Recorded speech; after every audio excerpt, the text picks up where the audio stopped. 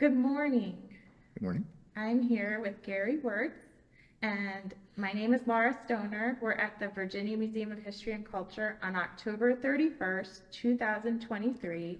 I have Dr. Emily Raymond with me, and Paige Newman and Danny Flakes is doing the videography. And we're happy to welcome you here to talk about your military experience in Vietnam. Could you please start by stating your first name, your full name? My full name is Gary Andrew Wuertz, and the last name is spelled Wuertz. And I live at 2303 Rose Avenue. And I'm 77 years old. So what year were you born? I was born in 1946. And where were you born? Okay, I will go into my little intro. I have basically, I said I was born in 1946, and I was born in Colorado, on Colorado farm, and I grew up on a Colorado farm between the Rocky Mountain vista to the west and the open sky to the east, and that's where I grew up. And people have all sorts of conceptions of what that was like, but what my experience was that it was not exactly what you would expect, because everybody doesn't realize that Colorado was filled up by the railroads, the rival railroads. And, basically it started out with a bunch of people from the Northeast, and, it basically became kind of the Wild West thing, and it mixed with the people from the South, and you got the cowboy thing. But actually, in my case, the big influx were the Germans. And that all happened around 1900. And that's what I remember. Growing up in this place, and everybody was the same. And when I say Germans, I mean, when I was growing up, we'd go to both grandparents every Sunday, and they spoke German. And so when you start thinking of what being a U.S. citizen means, I guess I was just not here long enough. My family was just not here long enough to bake it into me. And so I grew up with this whole idea of I guess tribes is the word that comes to mind. And, the Germans were tribes, the Cowboys were a tribe, and there were all these tribes. And this is what I remember growing up. And what I wanted to be is out of there. I didn't want to be a tribe. In particular, I didn't want to be a farmer. And so basically, my thing was always a way out of there. And so I tried basically the only thing that was offered to you as a way out is public school. You want to get out of there? My family didn't have a trade other than farming. So the only inherent things I have is I was always keenly interested in how everything worked. And I had a little talent with numbers. And so in all my background, the only thing that kind of gave me a little relief from this pretty homogeneous agricultural world was I had an uncle who had a drugstore, and he in an adjoining town, and he used to humor me with comic books and science magazines. And so I became quite the science guy. That was my interest. And by the time I got to high school, I was known as the mad scientist, because I could give you all kinds of stories about this, but I won't. But let's just say I was pretty crazy as a scientist. But so I decided to go up to my out was going to be university, and so I went up to the University of Colorado in '64. I graduated From high school. from high school and went up to the University of Colorado, and I was going to be an electrical engineer, because that seemed to be where all the action was at. Yeah, well, all the small rural communities, all these Germans, that was basically it had a school system that was kind of glued together. You didn't really have much in the way of anything in education, really deep education. But so I ended up teaching myself math. And that turned out to be my downfall in engineering because I had a hard time with it. And and I lost my scholarship. I had gone to school on scholarship. I lost my scholarship. And so I ended up deciding what to do. And the draft was closing in, and it was basically, I ultimately decided just to, hey, how bad could it be? Right? Well, Pretty bad. can I back you up a little bit? What were your parents' names? My parents' names were Andrew and Catherine Were. Wuertz, yes. And your father was a farmer? My father was a farmer, yes. And did your mother stay at home? Yes, he stayed at home. This is rural. This is like the nearest town you would call a town was 20 miles, 30 miles to someplace we have the 20 miles might have office work, but, and the nearest town was 400 people, and like I said, it was, but I had 16 aunts and uncles, and they were all the same, from the same Germans thing. I called them the hyphenated Germans because basically they were all the go-getters that fled Germany to, a couple, around the to basically fill in the Turkish Empire. They got a couple good generations out there, and then the Eastern Europeans said, well, enough of that. And they all came to Colorado in the thousands. And they were all, they were all different. And like I said, it's tribal. My father's version of German he was a Hungarian German. And my mother was a Russian German. And, there was little things here and there. And basically, this wasn't taught in history. I don't mean, girls' school, you didn't learn much history or anything like that. It was just, for me, like I said, I was, because I was, interested in how things worked, and I had a little talent with numbers. I was always a problem solver, and this was always I was growing up with a problem. Like, what am I going to do with myself? What am I going to do? And and I decided, had some, this engineering thing would work for me. It wasn't something I really knew anything about. But it looked like a shot. And when that kind of fell apart, it's like, well, and so Well, I ended up being drafted. when did you first hear about the American involvement in the Vietnam War? Well, it was on television, but it was like, as I said, my childhood, I saw everything pretty much in tribal terms. And, that was just like some other tribal there. Oh, whatever that is, it's nothing to do with me. I had nothing in it, and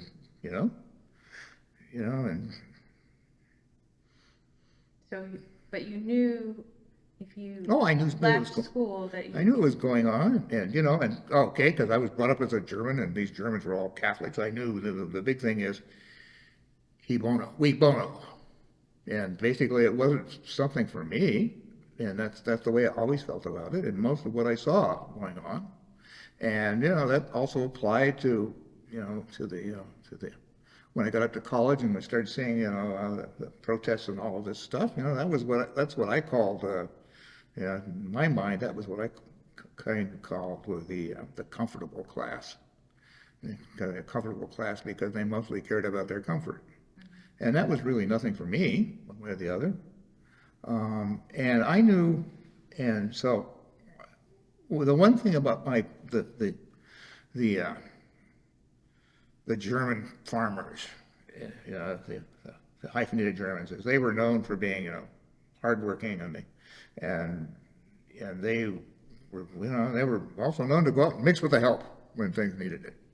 And the thing that the two people I admired most in the world, my father, had this great ability to go out in any situation, any kind of people, and he would be at ease. He could talk to them, and he enjoyed it, and they enjoyed him.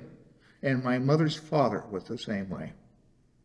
And it was just, this is what, and because of that, I suppose, when I was growing up, I was always interested in people not like me. I was more interested in, I had a friend who was Japanese. I was very interested in how what his life was like. And this is who I was. And so, and when I got up to school and this other group comes up and I say things that just, I don't know, just weren't going to resonate with me. And so, I don't know. We all knew what the military was like and all of this stuff. I had no feeling, well, it was like, well, this is the way things work, and this is what I'm stuck with. I'll work through it somehow. That was my attitude.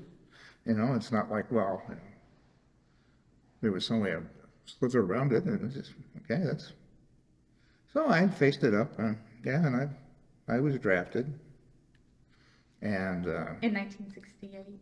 68, yes, October 68. How did your mother or father react to you being Uh, drafted? well, I don't know. They had a reaction. I don't know, but I should also say that, growing up in the Wild West, I was not exactly I had my share of troubles too. My father had turned down a couple of suggestions to send me off to the military, for instance, for example. And I had spent a summer working for the city, for example, and just because of something I did. And yeah, so I don't know. It just happened.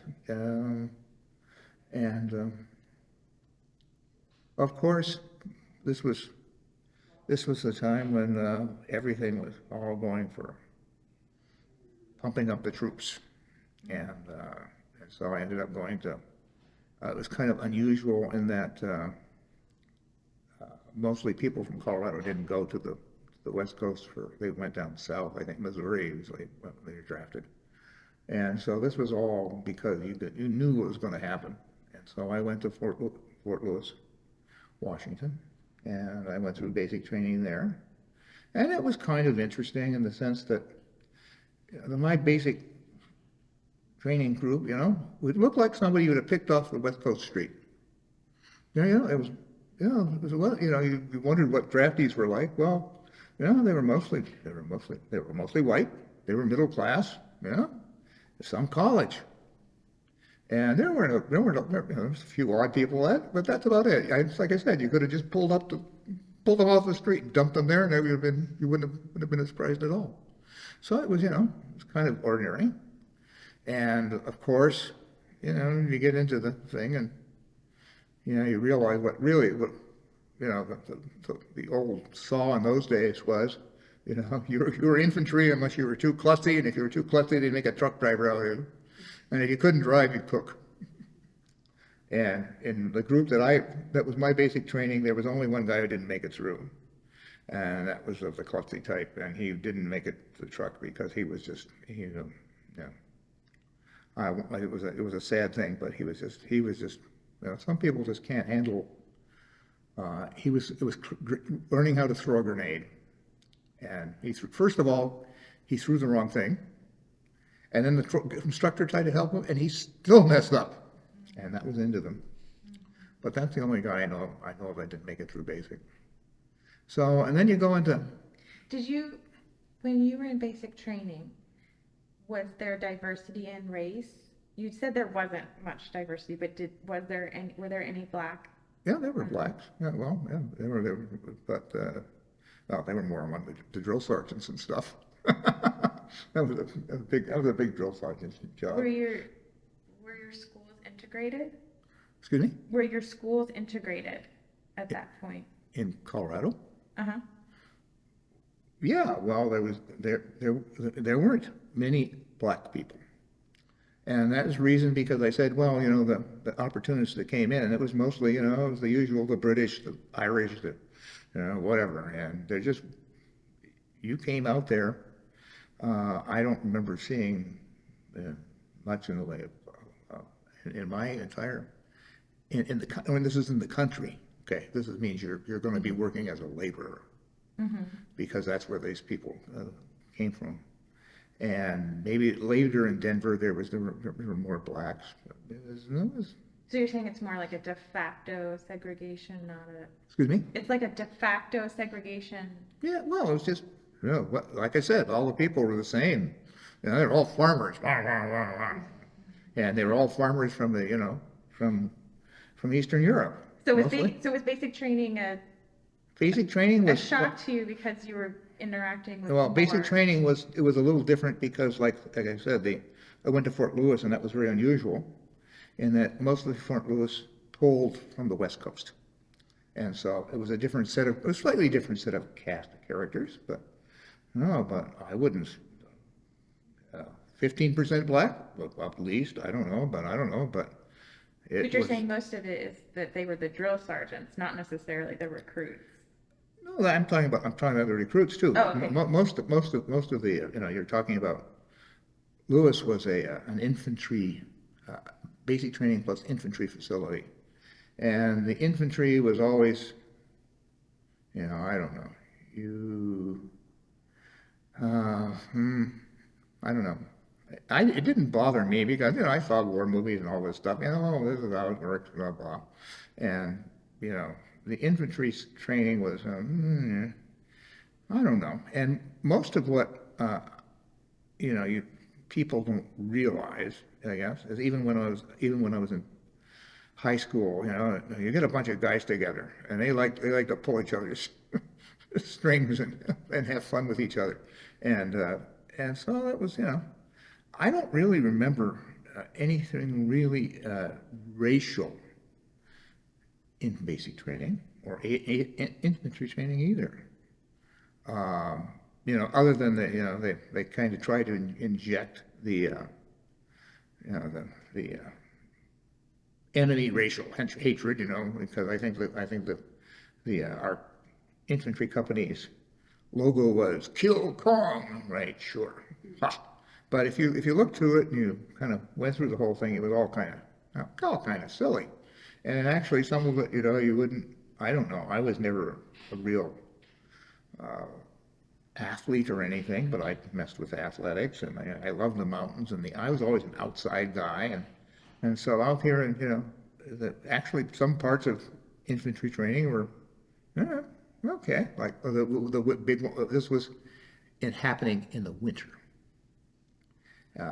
And for example, one of their big courses, which was really kind of fun, it was called Escape and Evasion.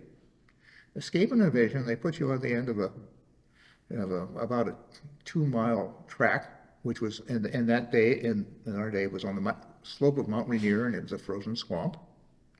And your idea was to get through that thing, and you were okay. But there were people in the middle that were going to try to capture you and take you and throw you in a prison camp in the middle and mess with you. And so, and the more interesting thing about the little tract was it was a frequent site of Sasquatch sightings. So, it's a little something to think about. And I made it through. And but so you go all through that, and you find even in infantry training, even in that day, it was all kind of, I don't know, a little over the top, and even everybody was there who knew what was going to happen, and you got out infantry training, you were gone. Boom, you had orders, and almost everyone went to the same place, at least that I know of, and that was the highlands of Vietnam. And I had actually 3 people from my infantry class go with me the whole way. One of them was an NCO, and the other one was a friend. Do you remember his name? Excuse me? Do you remember your friend's name? Well, one of them, yeah. Well, it's a sad story. I wasn't going to go there, but I'll say it. His name was His name was Winchell. Okay, and the reason that we were friends, Wuertz and Winchell. Alphabetical. Bed. Okay, and for example, I remember the sergeant's name I can't think of. his name right now. And it's just one of those metal block things. And he, I should give him, because he was, he was very good. He won a Silver Star. Yeah, for, for basically, in an action I was in. Okay. But he was very together, and just, and basically you find out that with this whole, people think, infantry, band of brothers. Well, I don't know. I don't think that's quite the way it works. I have bunches of brothers I wouldn't want necessarily having with. But it was, you get into you're familiar with people, and you absolutely, the whole thing about the infantry is you have to really have a good sense of who you can rely on. And that's, and, I was always interested in people anyway, and you could, for example, okay, so, I'll just skip through this to get to mom right away. Okay, so basically I was drafted and I went through the training, and I was immediately by March. I was drafted in October. By March, I was heading to the Central Highlands, and to get Central Highlands from Fort Lewis, you went through a place called Cameron Bay, and then up to basically the 4th Infantry Division was set up in the Highlands in those days, and that was in a place called Pleiku. Now the Highlands is this great big huge volcanic plateau surrounded by mountains. So we got up there, the Spheres Mountains were to the north, the Contooms, and got up there, and you get one little week of orientation, and no matter who you are when you end up in Pleiku, which was a big joke too. But I mean, really, this stuff was funny. What did you do in orientation? Oh, basically you walked around, and they told you about the snakes and other things that you just try to, it was kind of funny. Like, were they telling you about poisonous snakes? Oh yeah. 1 step, 2 steps, that's how far you get to go before you drop. and actually I did, there were cobras for example, but the big ones were the bamboo vipers, and the deadliest snake I ran into, they didn't tell me about, but that's okay. What was it? Deadliest snake was an aggressive snake. I don't know, it's you're walking along and you run into a snake, Normally it's, you both go your separate ways, if you mess with them, he ain't gonna mess with you either. But the snake, another guy and I were out walking along on the outside of a fire base, and he's cleaning up stuff, and this head pops up suddenly behind a log. The head is it's about the size, about far size around as a motorcycle tire. And it's dull green, it's oval, and guess what? He comes for us, both of us. And he's fast. And so we said, what's this? And so we were both armed. And what is a snake attacking 2 of us? And we both grabbed stuff, and he backed off. And basically, as long as we were aggressively addressing him, he was willing to kind of say and play back and like this. And but as soon as you tried to turn your back, he came. And basically, we ended up throwing a few grenades under his log, and I don't think we ever got him. I don't know. But it took a good half hour to get to deal with this guy, and nobody told me then what it was, but I think what I believe it was, somebody told me later, it was a mamba. And they're fast. So, but they don't tell you about stuff like that. They tell you about sea snakes and all this other stuff that you're not going to run into. And it was always, kind of keep you kind of chugging along, and so, but then you I actually got out to an infantry company, and most people don't know and the infantry companies vary depending on who puts them together. I was in the 2nd of the 35th Infantry, and the way they put together a company, you had 3 rifle platoons, which is, a platoon is 2 squads of about a dozen people each, riflemen. And then you have a headquarters. Unlike a lot of infantry units, 2nd and 35th headquarters was out in the field with the men. And so there was a headquarters. And so that was basically what you get used to. And Did you think that the men were more respectful because the headquarters was out with them? well, yeah, well, certainly if you see who's with you, the whole thing is, they call it the fog of war, but it's actually the fog of anything. You're trying to understand what is happening, and like I said, this is my thing. This was my thing. You're trying to understand what's happening, and it's important for them to understand.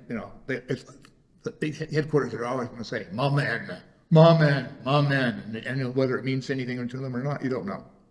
But you can also see that they should have some inkling of what's going on for you, because weird things happen. That plateau was a jungle. I mean, in the jungle, weird things happen. And in particular, the little saw that was really true also, in a jungle war, you fight alone because you don't see anybody. You're out there, something's happening. You don't know when or what. And so every little bit of information you can gather is important. And it was very important, I thought, that they were there. Did the men respect them more? Well, I don't know. Basically, respect is won by what you go through together. I don't think it had anything to do with them being there so much. It's just being there. And it's going through something that everybody shared. I don't know. I don't remember anymore. We've corrupted the Western world was corrupted into esprit de corps. I think there's an Arab word that I used to know that I've forgotten about what it really is. That kind of unity that comes from that, and that was the most amazing thing about the infantry. Mm-hmm. And so. So you've made it to the plateau in the jungle. Well, that's the interesting thing. They were, people don't. Like I said, the plateau was mostly empty until the French, because the Vietnamese thought the place was a pit of malaria and all kinds. It was very harsh, big canyons and all kinds of mountains and hard. Yeah, and well, it still is, I think, one of the few calciferin malaria pits in the world. Calciferin is a particular type of malaria, which basically it very rapid spikes, and it cooks your brain very quickly. So before the French, there was almost no Vietnamese there.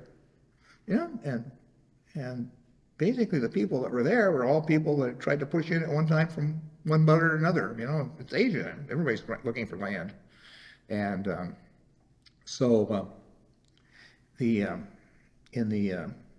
in basically the Central Highlands, the northern part, was a tribe that we got to call the Benar, but they were from back when there was a Tibetan Empire, and they were trying to push in, and they were pushed out, and then further south we had below the Benar were the tribes I dealt with most, which were actually Austronesian.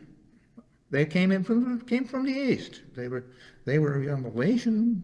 They had Malaysian language, and I didn't know all this at the time. I just you just pick this up. You could hear this person talks like, gee, that's like Chinese, and this person talks like, well, that's different. And most people didn't pay much attention. French didn't pay much attention either, frankly. But the French movement there was basically a land grab, And in the north, the Jesuits did their, the Jesuits did their thing, the same thing they did in South America. They'd have set up what's called, what they think they call a reduction. Basically, you suck everybody off the land and you bring them into the a city. Well, not really a city; it's a church, but it's not a church building. It's it's a mission. The mission, and so the Jesuits did their thing up there, and down much later, the French colonists were the ones that were looking for the power, and that's basically so this first swipe through here, when they introduced the Vietnamese were mostly introduced as laborers and other things that they needed, where they couldn't trust an Indian. Well, which is what these people were. You'd look at them, you'd say, oh, they were an Indian, and in the south there was another set of another Malaysian group, and they were co-opted by just being bought out. But the interesting thing about these groups is they all had their own.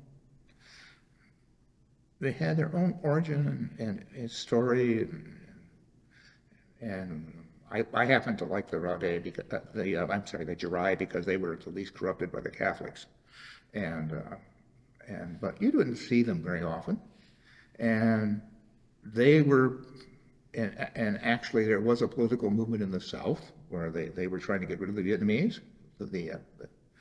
That was called the Rade movement, and so this was all happening. So I didn't get into this until after I was out of the line. It took me. I saw these people, but that's all. And just because we were kind of busy, we were the 2nd and the 35th Infantry, and our company was kind of the reactionary company. So, we got into like I said, you get in a war zone, weird things happen. The first thing shot at me was with what I called a mystery round. And you just kind of, you're walking along and suddenly you hear a bullet go by. You don't know why or where or whatever, but that's the way it worked. And I was climbing over a fence at the time, so. You really made sure you had your helmet on then. Huh? I had everything on. Yeah. Well, the other thing about the 2nd and the 35th was it was called straight leg infantry. We didn't have helicopters or RPCs. We walked. And so in this mountainous region, the way the game was played was you said, oh, we're gonna do something over here. You go over there and you take a hill and you put a fire base on top of the hill, and then you send infantry companies around, looping around the fire base, because they were that way they had artillery covering, and so that's basically the game. So once you were either in the fire base and you were guarding the perimeter, or you were out patrolling in big loops around off the fire base. If you were patrolling off the fire base, you were walking because you were in the mountains, and you carried everything you needed on your ruck, in your ruck. And so most people would, you think about carrying at least a couple of weeks of food and stuff. Yeah, an average ruck was probably 60 pounds. Yeah. Then, after that, we start talking about weaponry. And because I was a big guy, I ended up being considered for the gun, we just called it. Other people I've heard it called the pig and all kinds of things. But it was basically the 7.62 millimeter machine gun, and it could fire a couple hundred rounds a minute. And are you saying big like you were tall? Huh? Are you saying big as in because I was tall, big, yeah. Because So was it the idea that the gun, if you held it up, it would be higher? Well, no, it's because 7.62 ammo, it's about 100 rounds around, is close to 20 pounds. okay? And we carried thousands of rounds. So it's basically, you're big, it was strength, pure strength. And the gun itself weighed 23 pounds. And so basically, in our case, it was treated as a team weapon. You had a gunner and an assistant gunner, and the assistant gunner was basically there to, hump after extra ammo, carry extra ammo, help with carrying accessories. I mean, if you haven't seen an M60, it's a stick about 3.5 feet long, and it takes you have to, even just carrying it. And remember, you have a rucksack too. You're going to carry this outside with your ruck if you're moving, and so that's on top of your 60 pounds. Did you train for this in your infantry training, or did it just come to you when you were No, it's just there was no training on this. They didn't even tell you how to do it. You basically at infantry training, you basically learned how to shoot the gun. That was it. How to take it apart, how to oil it, how to clean it. That was about it. But you know nothing about how to use it. The gun itself, like I said, it's a stick about 3.5 feet long, and it was 20 minimum of 23 pounds. But basically, you could either shoot it from your shoulder, you could shoot it from your hip, or you could use it as a breast type weapon, across like this, across your breast, and boom. And so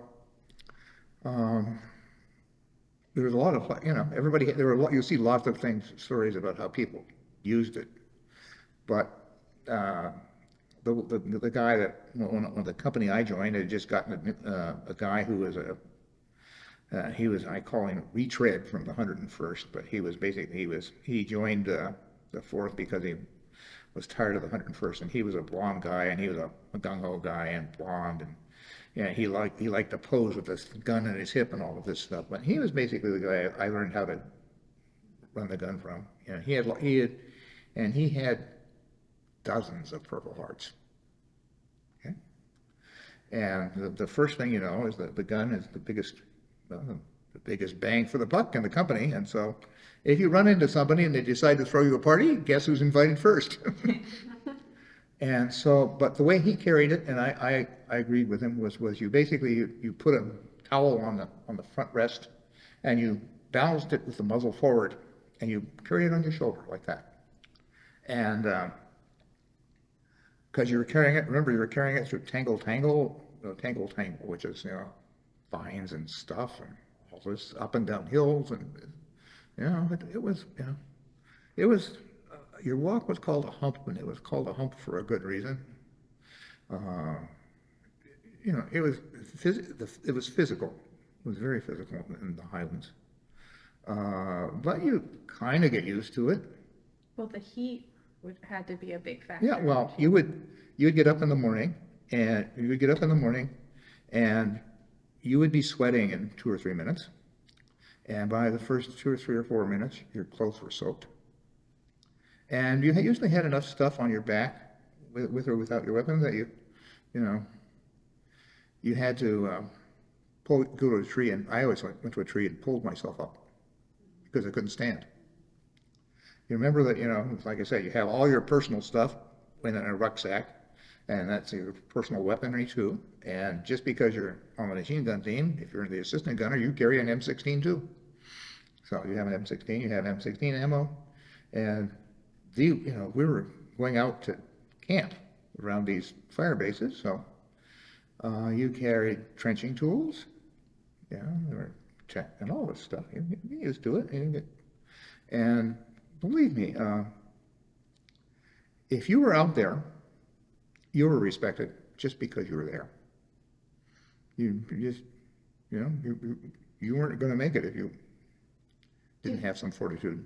Did you bring anything with you from the U.S. or something you acquired along the way that brought Bernard Fall. Oh, the book? Yep. But did that help bring you, did that bring you perspective, or was it bringing you comfort? I use it. It was a tourist guide because I knew all about the demise of Group 100.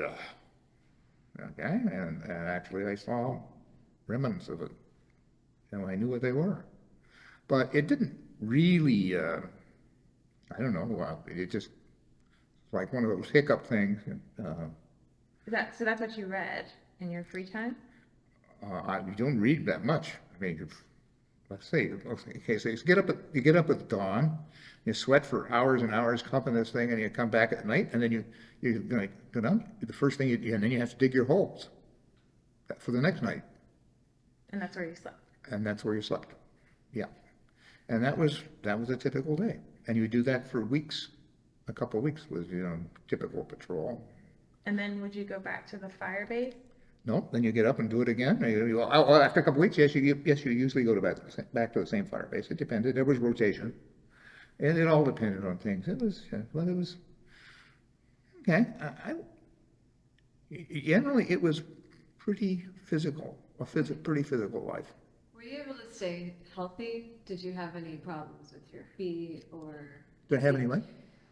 Were you able to stay healthy? Did you have any problems with disease or your feet or anything? Well, I caught jungle rot, which is a massive staph infection, and things happen. I caught, for example, I caught my pantaloons on a thorn, and I ripped open my pants, and I was running around with open pants for a couple of weeks, and that was not so good either. Mostly because of insects. Yeah. Okay, so, but the only lasting thing was that I had was one of these. We were out, like I said, we mostly walked. There were occasional LZs where we lift up, where they put us on a chopper and dump you someplace, take you somewhere and dump you. And one of these things, it was supposedly a hot LZ, which means that the people landing were getting shot at. But I was on a chopper, and when I rode on a chopper, I always thought about that when they do land, they don't want you there very long, and you don't want to be there very long either, because a chopper attracts as much attention as a machine gun, and even more. So I always rode with the door with my feet on the skid. And so I was doing that one day, and we were going to go into a hot LZ, okay? And the chopper got misoriented, and he said, well, dump you over here. Dump us on the wrong hill. Well, the problem was that the place he dumped us was not a clearing. It was bush. And so I had and that was a day, if the assistant gunner would take the gunner, if the gunner was indisposed for some reason. And I had the M60 that day, and I had the pack and the whole thing. And he dumped me, and we dumped out, and he got kind of antsy, and he said, okay, get out of the chopper now, or I'll push you out. So I got out of the chopper. I don't know, I fell about a dozen feet. And then I hit the top of the bushes. And then I broke through the bushes and realized there was another dozen feet to go. And the problem was I had the 60, had the 60 in the breast position, and the 60 went ahead of me. And the bushes hung up my rock behind me, and so I went down the 12 feet. The tripod in the front of the gun kicked the gun up like this, and just about then, my hut came down and hit me in the back of the head, broke all my front teeth. And that's about the element. That's the worst thing I got. So the worst thing that I got out of health-wise out of the whole thing was, I think, was teeth. And they fixed those later, but much later. But then back in the States. But that was basically the worst of it. And I was pretty famous for that. But you never want to open your mouth and go, oh, because that's. So I got the butt end of the 60 right in the mouth. And you did the rest of your service with broken teeth. Yes. They Wow. didn't, like, eating and all that, was it? Well, I don't know, you don't really know what you're eating either. I mean, we ate mostly sea rats. We didn't have hot food. You didn't have hot food. Uh, So was it very soft then? excuse me? Whatever you were eating was very soft? Well, it was whatever you could get out. Sea rats you dig out of a box, You basically it's just like what you want, what you can eat. And I don't know. I don't even remember what I used to eat anymore. So like in the infantry because it got more interesting after I got out of the interesting. But the infantry was like yeah. So Between the sweating and the food and your broken teeth, did you yeah, lose weight? that was it. That was you're happy every day you were there. And and we kept bumping around, like I said, there were always distractions,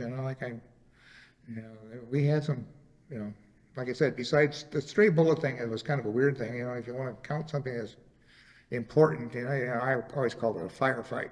Like, basically somebody, was serious enough about, doing something here, that you had a little exchange, and that's what, basically. Would you consider when you were climbing over that fence the first time you I don't think so. interacted with the enemy, or I don't know. There's no way to know. Yeah, somebody took a shot, I'm sure. But what the heck? so when did you first see the enemy with your eyes? Well, okay. Yeah, first enemy was actually one of these firefights. It was about 2 months after I joined the company. We had, the situation was that we were out, we started out north of Pleiku. This was basically east of Pleiku. And there was another company that had been pinned down by a NVA firebase. And we were supposed to go and bail them out. And we had a troop of Vietnamese troops with us too, a Vietnamese company with us too to help. And basically they I won't go into that, but they had their own problems. But so we got there, and this fire base was definitely very what can I say? They had to go up the back side of the hill to get to relieve the pressure on the other side of the hill, and they had overlapping snipers in the trees. So you'd be walking along, and a bullet would go by. Walking along, another bullet would go by. It'd come from a different direction. But I didn't have the gun that day. I was an assistant gunner. I was going up a trail carrying 60 ammo, gun ammo, and this guy, and all of a sudden this guy pops out of a spider trap in the wood, out of the ground, just pops up.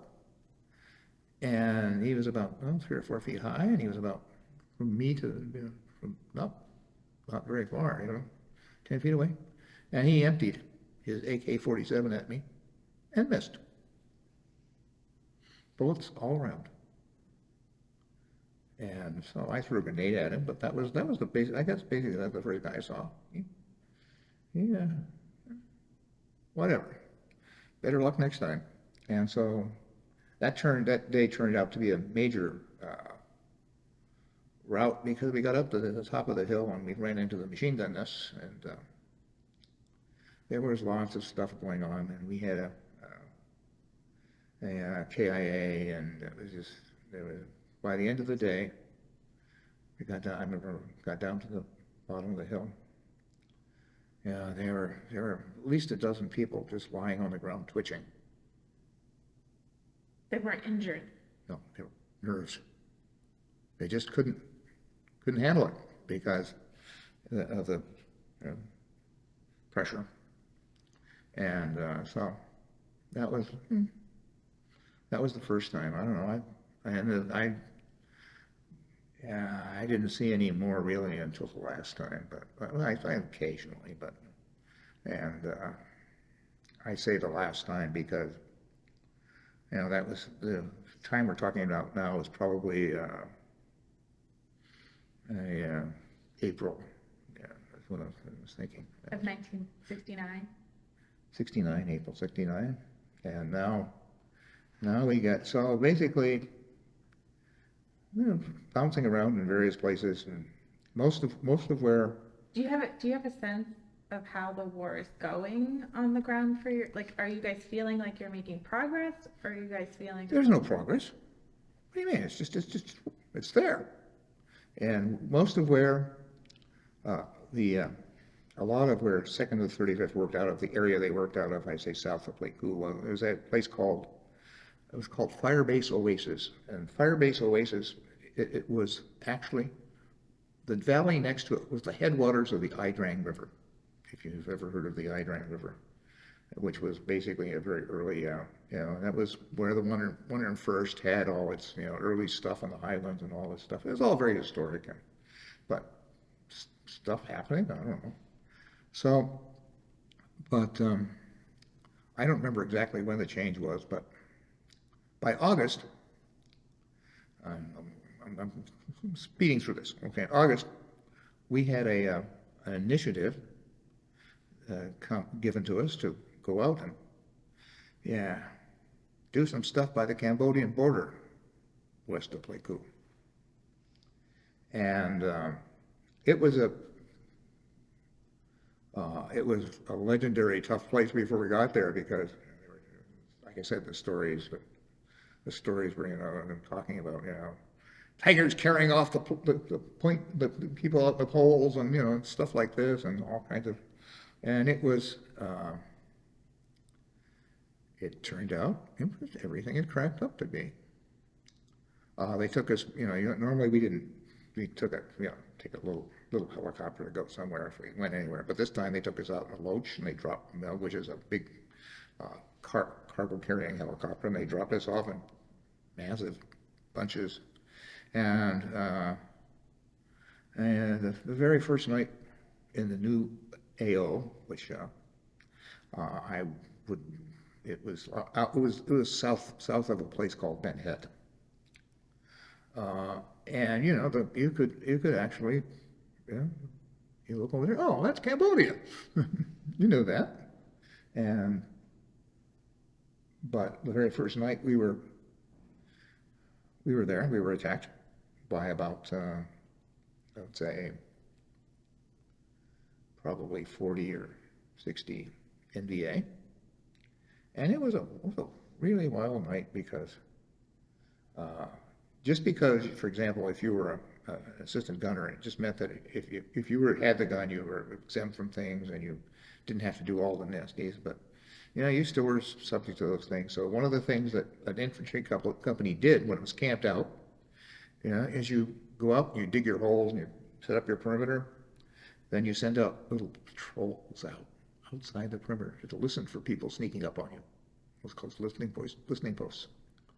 And yeah, I wasn't immune to those entirely, but I actually found out a way that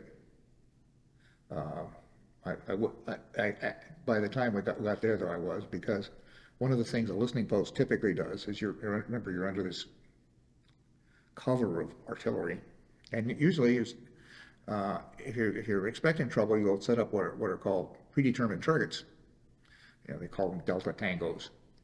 And the idea is that, you know, if something happens at the middle of the night, they have names. You know, if something happens at the middle of the night, and there's all kinds of stuff going on, you can say, okay, give me 100 rounds at pop, and then poof, and that's it. But people didn't like me to do it because I let the stuff walk in too close. So I kind of I like to hear the deadfall. You know, when an artillery round goes off, it's a boom. And you hear the stuff whizzing off live, and then the stuff falling back to ground. And I always liked walking in close enough I could hear the deadfall. And other people didn't like that, so that was my thing. But anyway, this interesting thing was the attack at this place off Cambodia came on the 3rd platoon side of the perimeter, and it was wild. hundreds of B-40 rockets, which are, a B-40 rocket is an anti-tank weapon, actually, and usually.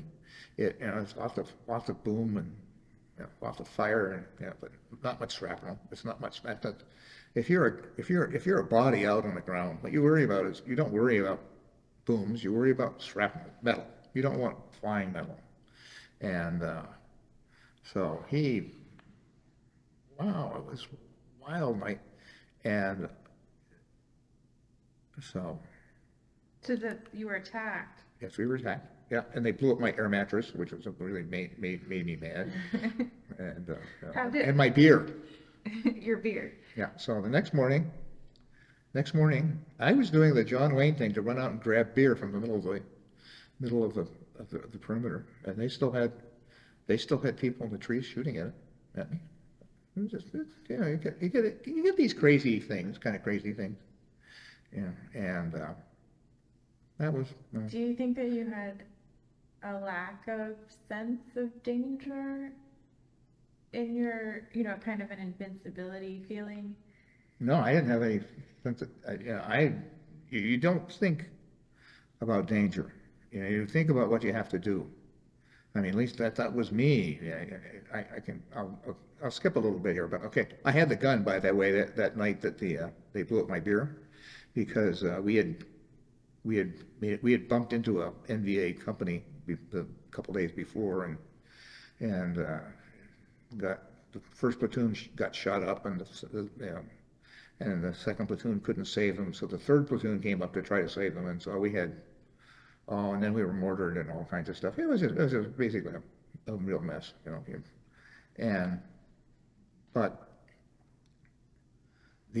I had the gun, and so we were trying to muck around out here, and you say you don't have a sense of whatever. We had no idea why we were there. I mean, we were just ordered to go there, and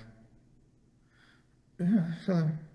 Next couple of days, why don't you have we have an idea there's some bunkers over here or something like that. We're supposed to go out and check those out. And, okay, I had the gun that day again.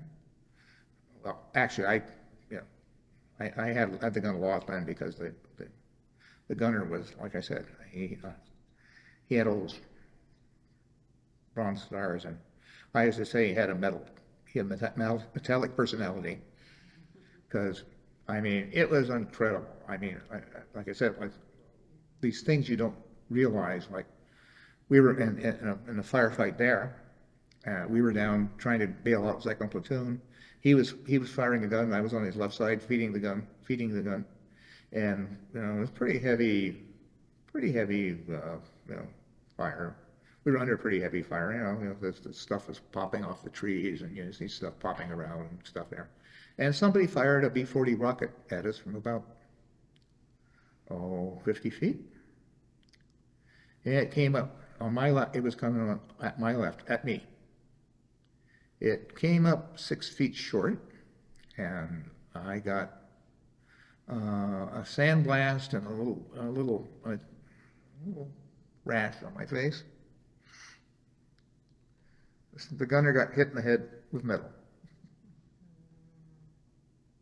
And I was just like, well, there's no answer to this. He was like, oh, okay, whatever. So I was in my, at various times I had a bulletproof delusion.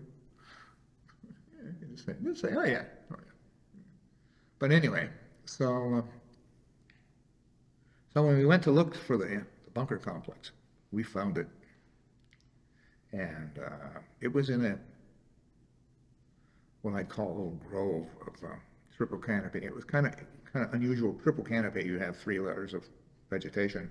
I say grove because it had a round field on either side. But we went in there, and we found it, and under the bottom layer of vegetation, called the understory, we found a field of bunkers. These bunkers held 50, 60 people. They had 12 feet of overhead. You could drop, B-52 could drop stuff on that thing and it wouldn't bother, well, they'd give them a headache, but that's about it. And so we walked in there and we realized how big it was. I don't know, orders to just recon by fire. Everybody takes takes a mad minute and dumps their gun, and we turned around and left. And we walked right into an ambush. And so basically, we were at, the third platoon was on the end, and when we did the about face and turned around, we were first in. I was third man into the ambush. My assistant, I had the gun, so I had an assistant gunner. He was ahead of me, and the platoon leader was ahead of him. And it was basically what it was is you stepped out from behind a bush, and the air is full of bullets. Everybody went down, except me and my assistant gunner. And I mean like that. It was, and I don't know yet. Do you think that it was set up? Huh? Do you think that the ambush was set up, that they Oh, left? for sure. I don't know if it was set up beforehand, but you know, I don't know how it was set up, but it was there, and you know, and so I don't know what still to my mind what prompted me. You know, one of the I'm not the only one there. One of the preservation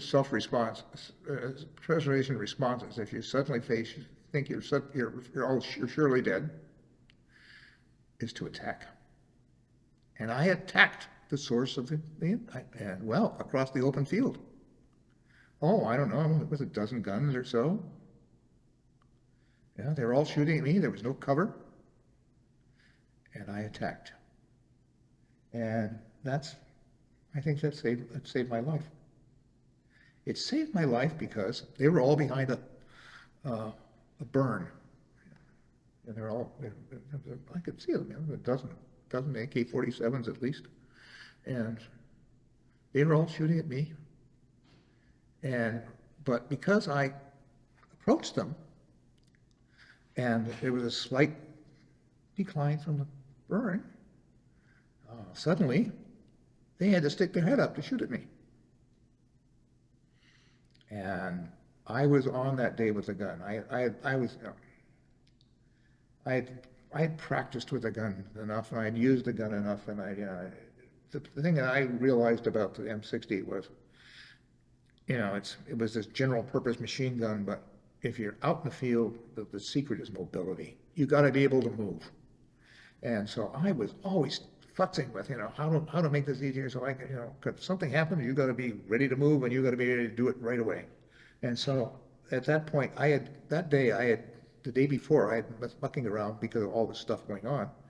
I had come up with a plan, which is, normally you see pictures of people running around with M60 machine guns, big belts dragging around like this, like that. Well, the problem with that is those belts are held together with clips, and if the clip slips, the gun jams. So what I did was I took those big belts and converted them into little things of waist size. I wrapped them around my waist, and so I could just reach in my back, pull out a belt, flip it up, clip it on, fire. And it was the first time I tried it, and it worked. And it probably saved my life because the point man was down, and I could see people moving around and all of this stuff, and here I was out in the open, no bush, nothing, grass, and so my only thing was to attack with a machine gun, and. So does the second platoon come in and? Excuse me? Does the second platoon come in and help you get out of this? Well, how did I get out of it? I didn't even think about it. It was just, it was like, because I've left out some other things, but one of the big things was,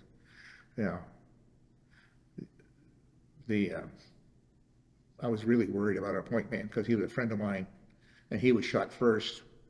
And there was an awful incident in the company's history where they had left a guy alive. And so it was like, my thing was, what I was worrying about was not, I was worrying about geometry. Because I started realizing that, hey, they can't shoot me directly, and they were trying. And so I was crawling. I'm crawling with a machine gun. And that's not something you see people doing. And I was moving fast. And I don't know how long all this took, but basically, because of all the stuff that preceded this, I had at least 3,000 rounds of ammo that day that I went through. And it was amazing. So when I got close enough so they really didn't want to stick their head up to try to shoot me, because, I called whack-a-mole. I was on that day. And they figured out that they were going to try instead these things called rocket-propelled grenades. Rocket-propelled grenades go up like this, come down like this. They're usually, it used to be fired from old World War II rifles. I don't know, I guess they're fired, what they were fired from, but they're basically anti-tank weapons again. So when I got close enough, they started RPGing me. And they got close, more than a few times. I was thrown through the air, and I was covered in wadding. I had burns on one leg, a few minor burns on one leg. But nothing was happening. This was all. So the whole company was down, pinned down. The whole company was pinned down. And I told later it was an L-shaped ambush, which means that you have gunfire from two sides. And my little foray up to the one line there got me out of the line of fire of the other side too.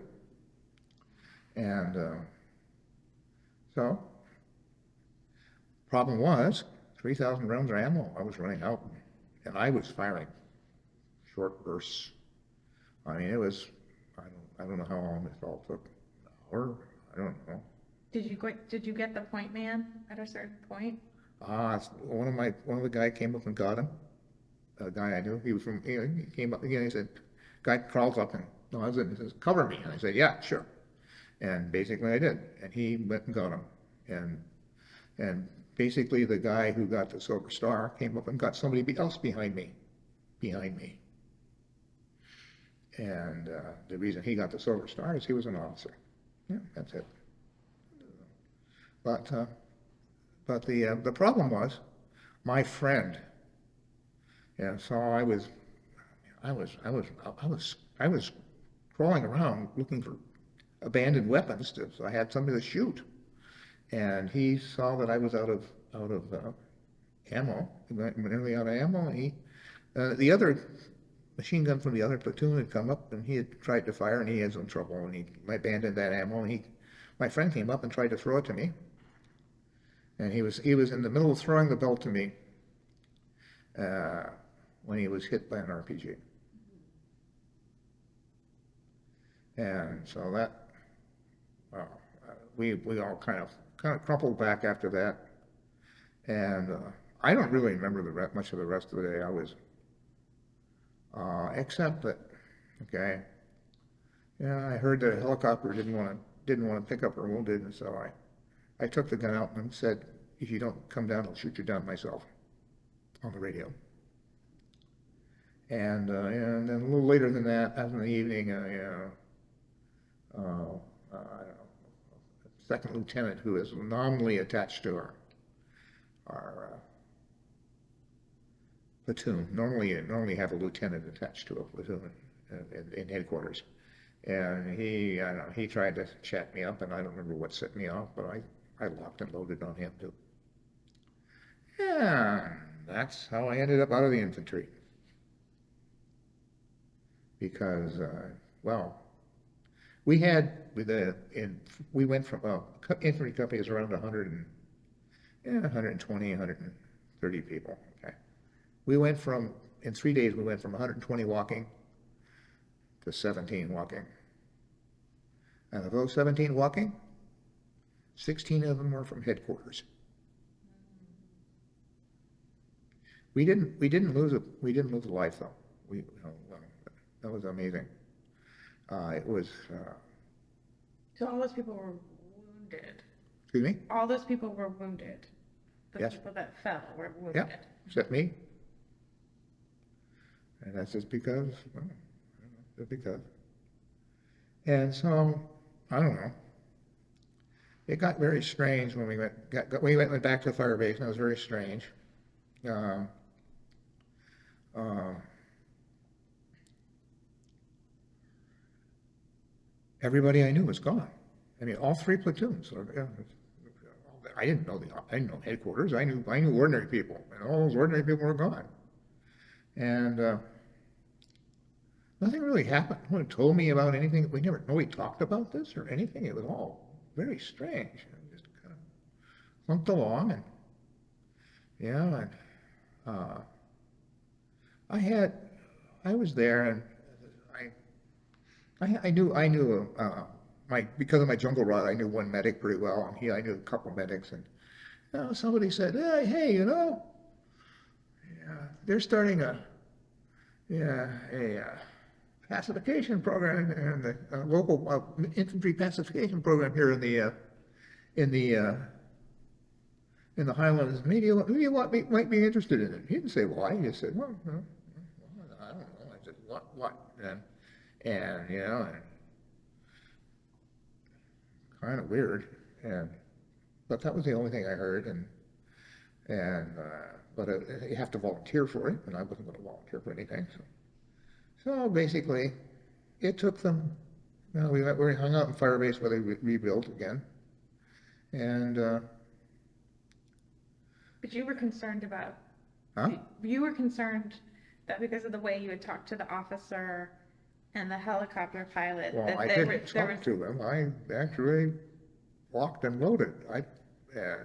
Somebody told me, don't shoot him, and stopped me. so that was an insubordination. Well, it was absolutely crazy. I mean, all I knew is when I went into Firebase, the first thing that the company, the most prominent NCO is the first sergeant. He'll give anybody crap. He wouldn't even look at me. So anyway, basically I hung out with there was another group which was kind of a sister company to our company called Recon, which is basically they would bail out. I knew some people there. They would bail out people in trouble, and so I stayed with them because people I was staying with weren't there. And so after about 2 or 3 weeks, we found out that they brought in all these people and they put the company together again. And because I didn't say anything about getting out of there, I was reassigned. I no longer had the gun. I was no longer on the gun team. Yeah, but I was still in the 3rd platoon. And I was just a rifleman. And Would that be considered a demotion? well, it would depend on what you want, because you didn't get extra money for being or anything. You got extra attention, but it was not the kind of attention you wanted. So it was okay with you to be a rifleman? It was okay with me, and I mean, you think about this, I was like a sole survivor. And it was very, very weird. And so the trick was, now that they rebuilt the company, they're going to march the company back out of there, out from Cambodia, down to the highway and out of town. And so I was just a rifleman, and it was all new people, and didn't know anything about how anything really worked out. The question is how things work. And so, well, in particular, nobody knew how to walk point. So I became more or less the permanent point man.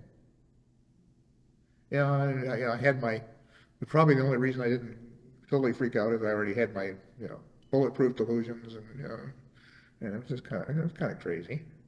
You stoke yourself up in the morning and say, yeah, an animal in the jungle, I know how it works. Bull. And I did that for,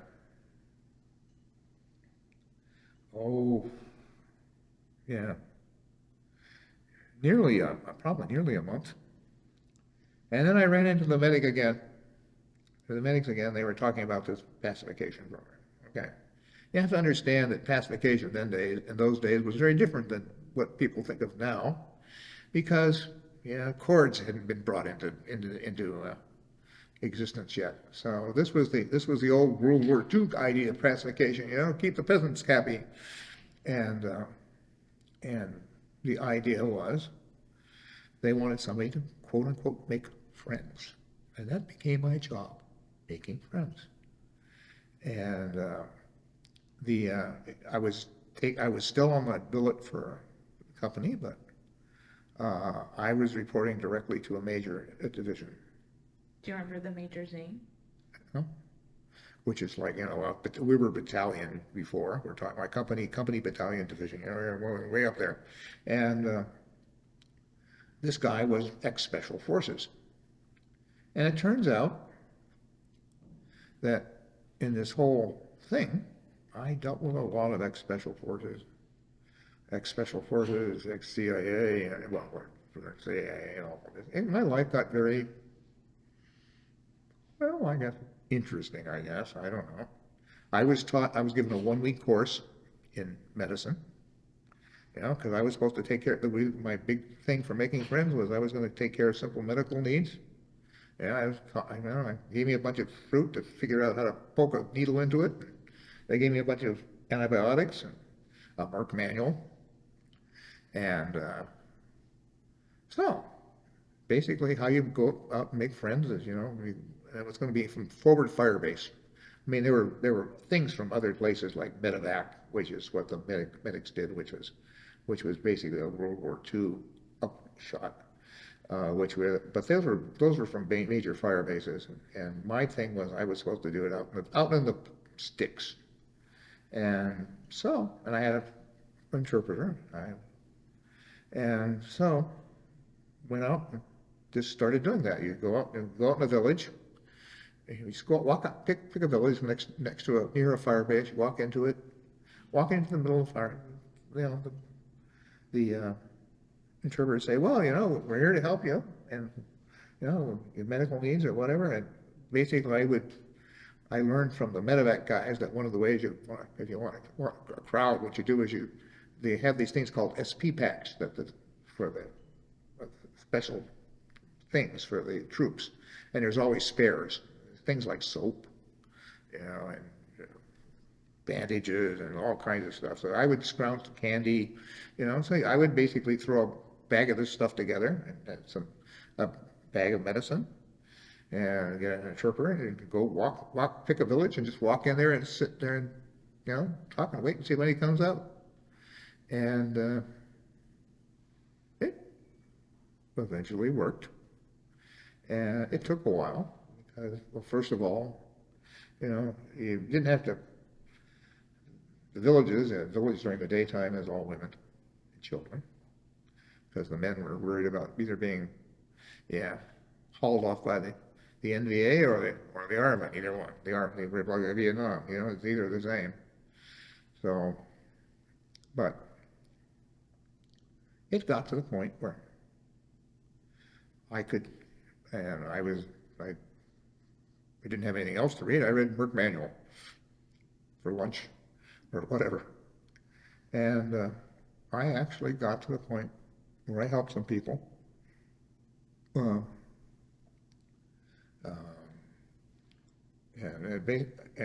the basic medicine thing was just kind of a ruse again, because really, you maybe get a cut now every now and then, but really people's needs are more serious than that. And one of the deals was, for example, it was a malaria zone, and these we're working with multi-unit, and mostly it started out with Rod A, Jurai rather, Jurai, and so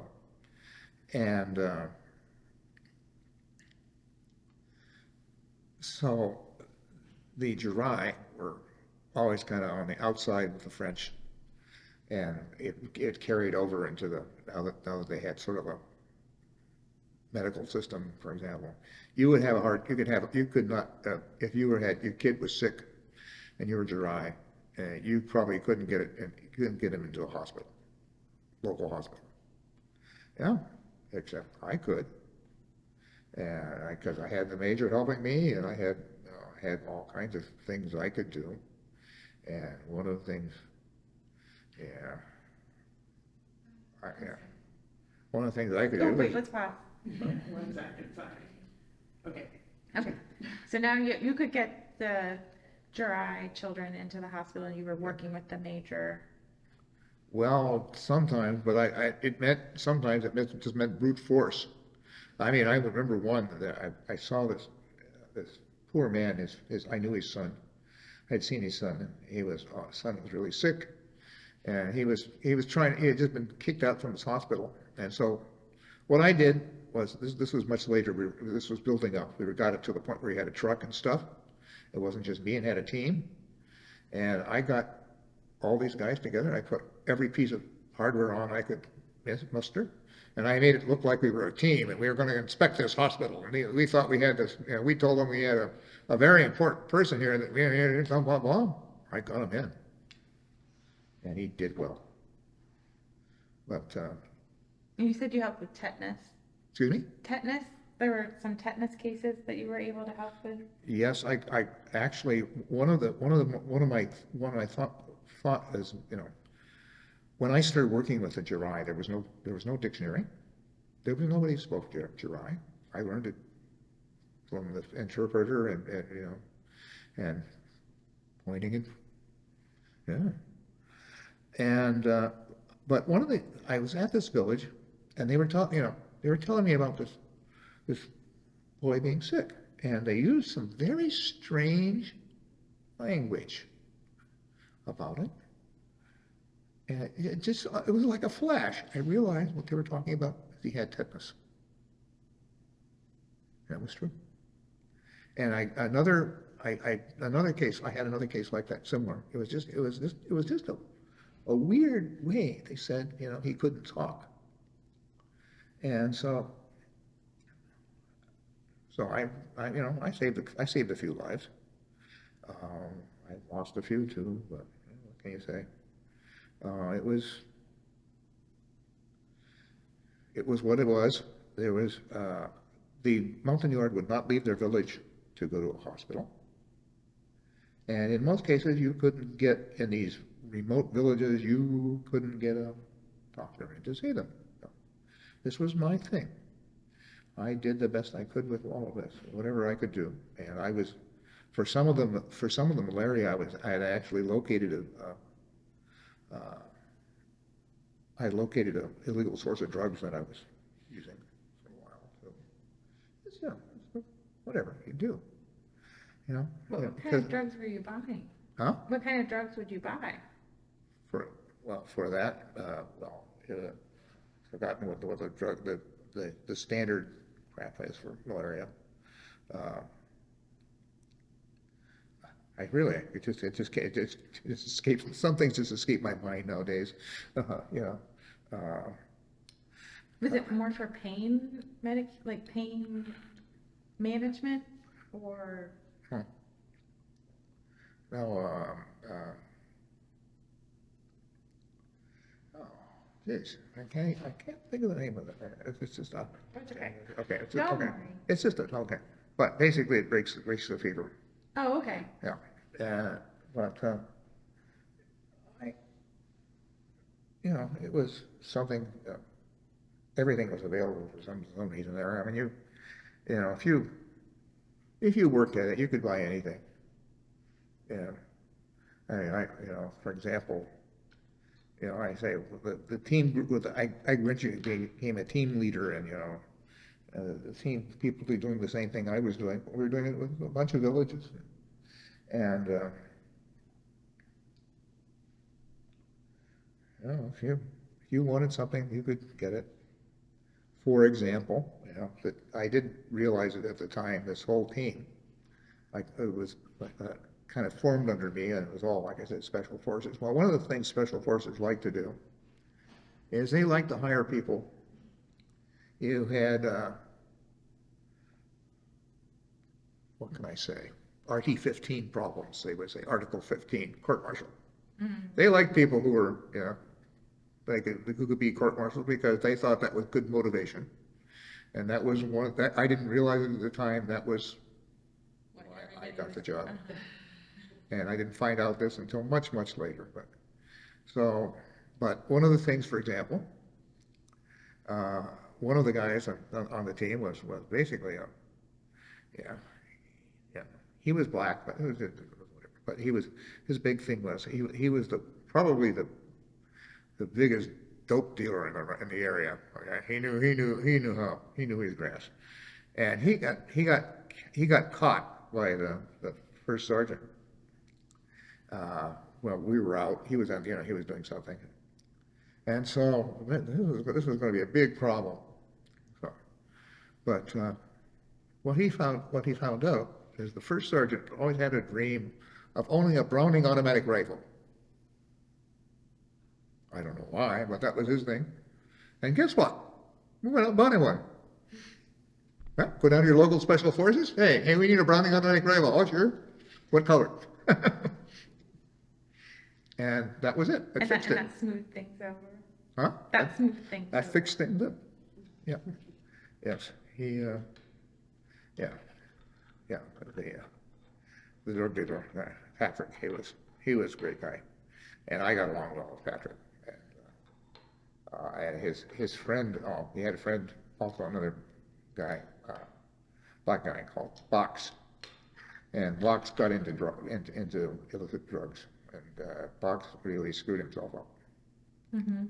And went nuts and tried to blow up a barracks and all kinds of stuff. Just stuff like this. See, my thing was, once I had the Article 15 hanging over me for my little things with, trying to shoot an officer and a helicopter and all this stuff, I didn't go in the rear anymore. I was all in the front lines.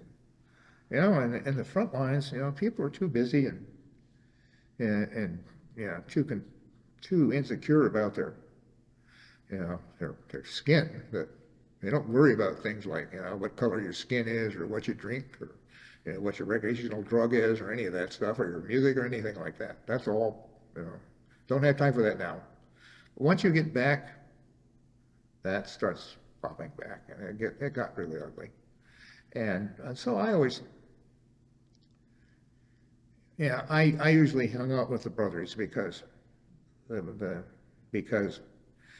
either a smoker or a juicer, and the juicer is just too violent. So I hung out with the brothers, and I started getting a lot of trouble the only trouble I got from them was because they started giving me trouble saying, well, what's your music, guy? Well, I didn't have any music because I couldn't go to the PX and get something. But I've got along with them. And I got along with them until we moved to as we were leaving and moving to bigger and bigger places. And we finally got to, when the 4th Infantry Division pulled out of the actual plateau and out towards the ocean, which was the thing called the Manyang Pass to Ankei, which is where Group 100's demise started. But by the time I got to Ankei, it was getting kind of nasty. You mean amongst the troops themselves? Well, I didn't get along with the blacks that much anymore. They gave me crap. I never gave anybody any trouble. I'm just basically, I don't know. I was always into, my thing, like I said, I wanted to make things work. That's what I was doing. I guess it was that German stuff I inherited, I guess. If I wasn't going to do something useless just for the look of it or anything like that. And I always wanted to feel like I was making something happen. And, and that pretty much happened. That's the way I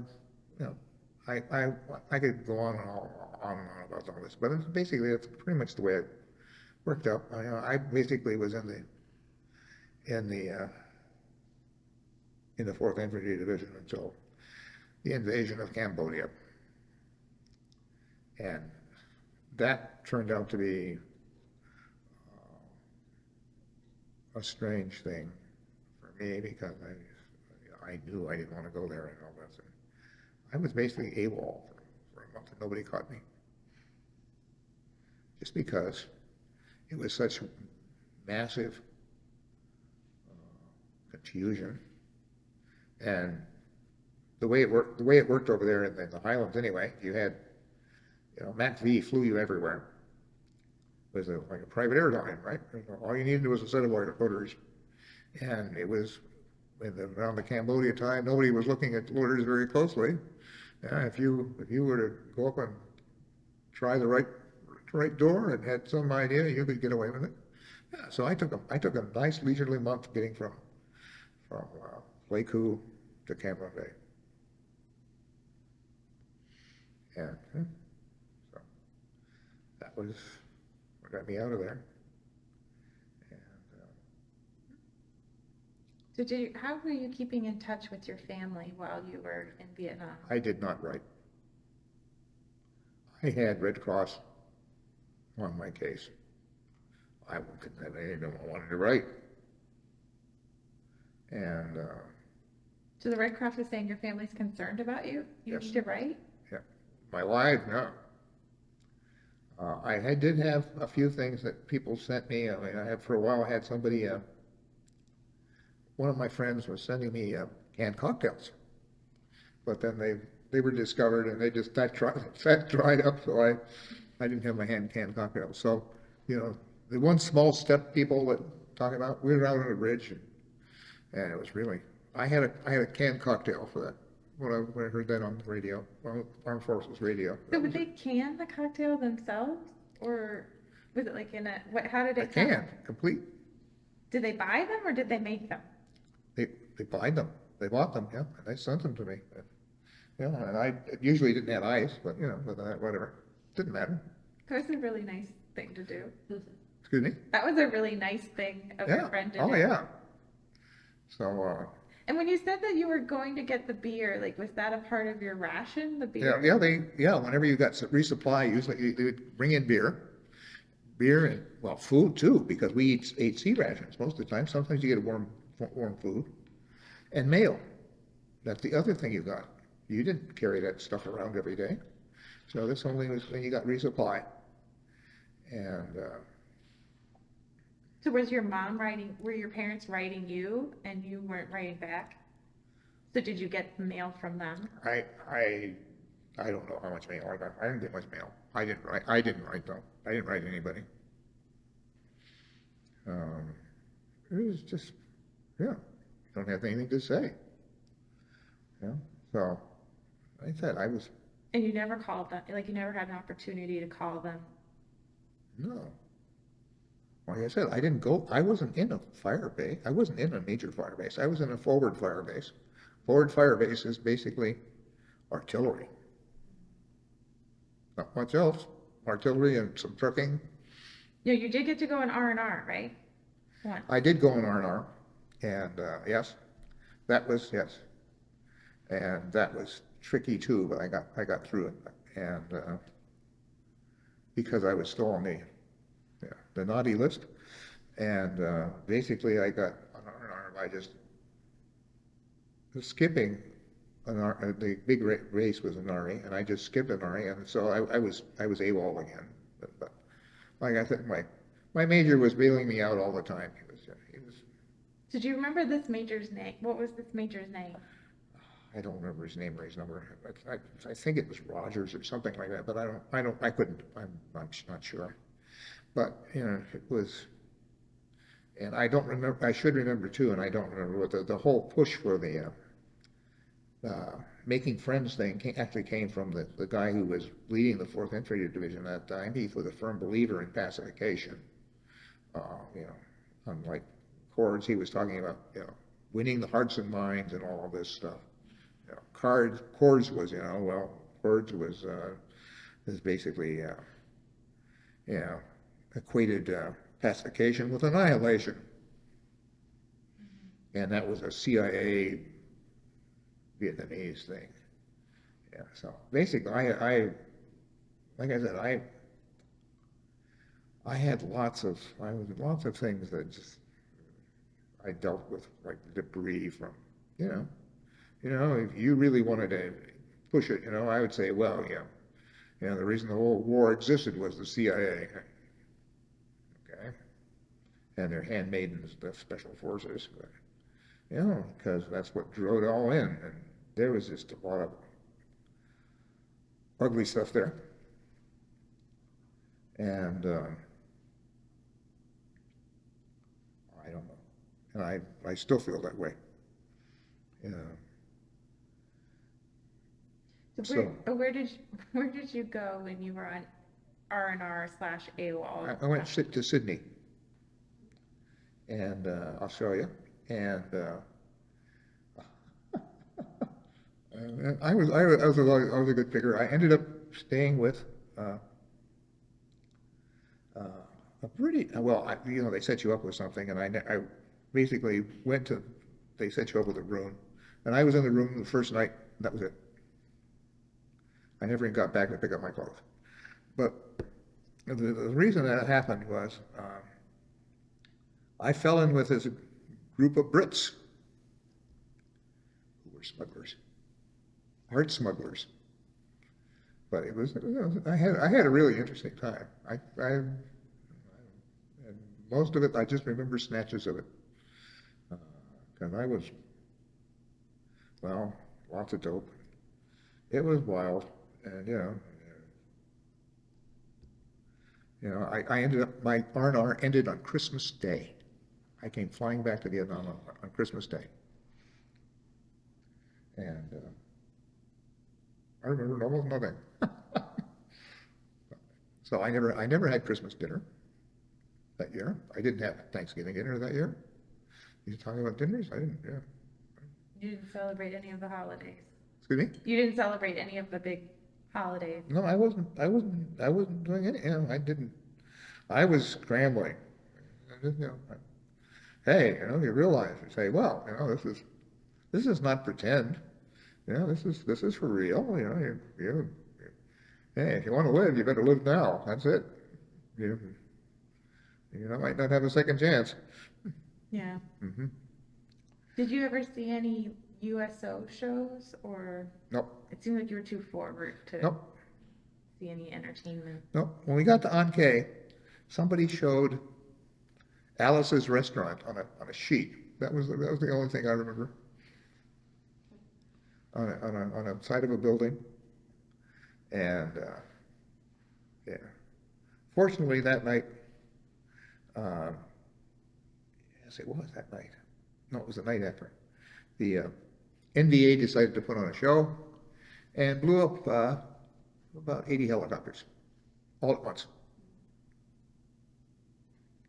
And boy, I was out in the bushes somewhere with smoking a joint with some guys.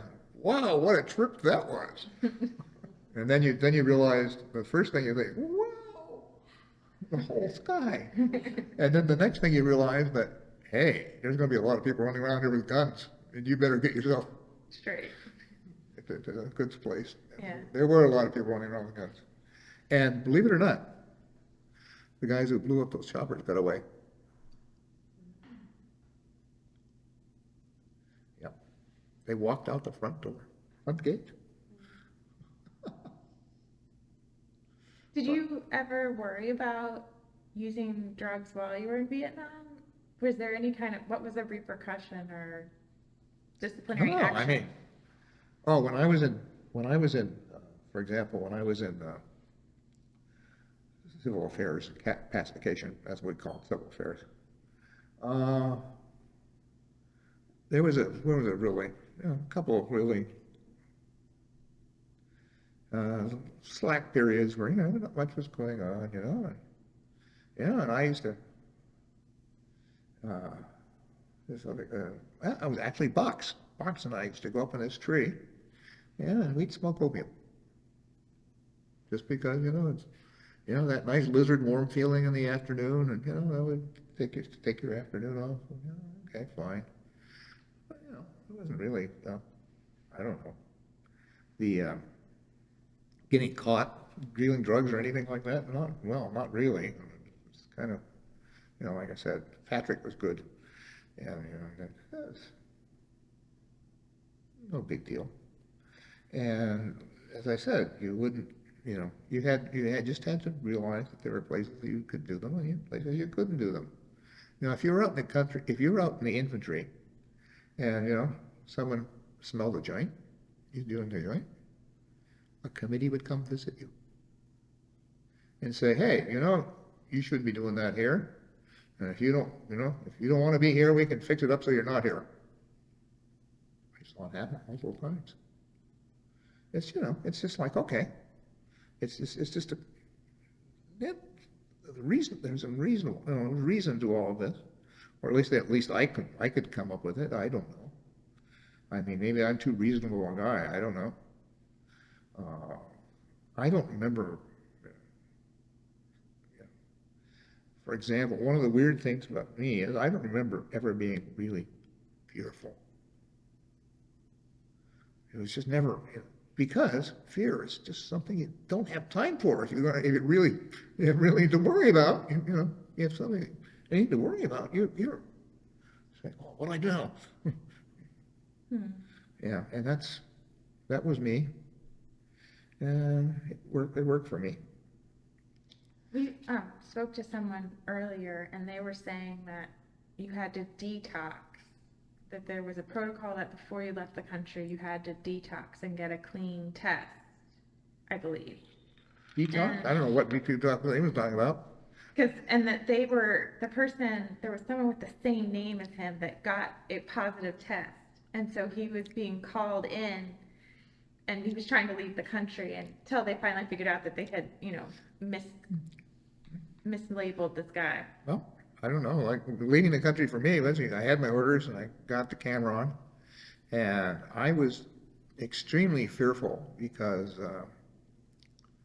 not of drugs, but because I had lost so much weight.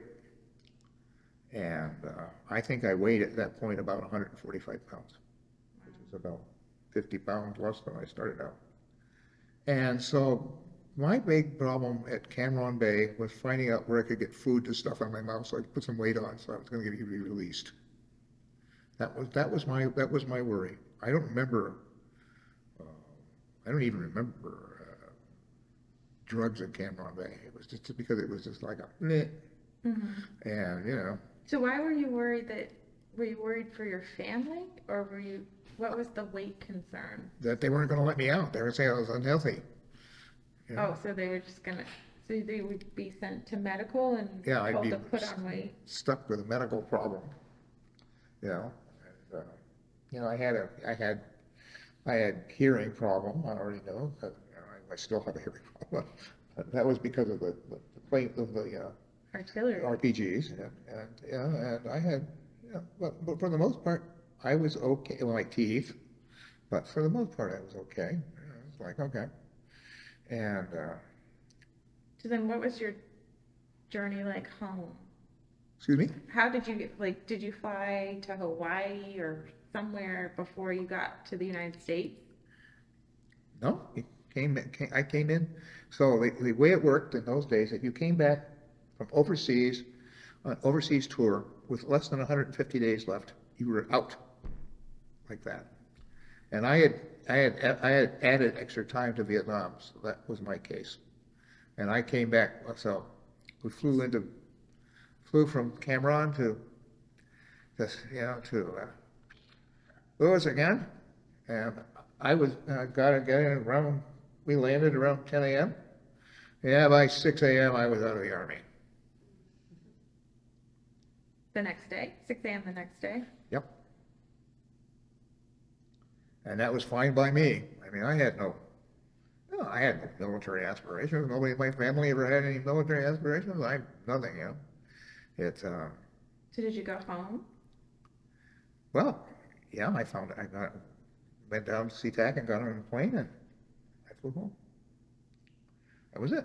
And then what did your parents say when you came home and you hadn't written for a year? I don't even remember. All I remember is I got out to the farm and I just started running. And I ran until I collapsed. That's all. You physically ran. Physically ran. It wasn't like mentally running, you were physically running. Yep. Yep. So I know. They said hi, you know, blah, blah, blah. I don't know. I don't remember. Did It was- anybody talk to It you was, about? it was not a great reunion or anything like that, or, you know, I remember my friend coming out to see me, and I don't remember, you know, I was just, I don't know. Did no one talk to you about, like, hey, how was it? What was it like to be in Vietnam? Oh, no, I wasn't gonna talk about that. I hadn't talked about Nam until, well, for a long time. Yeah, we just, we don't, nobody knows, you know, it's, I read stuff about Nam, you know, and I'm saying, well, everybody else is writing about another war. You know? So, yeah, it's just like, wow.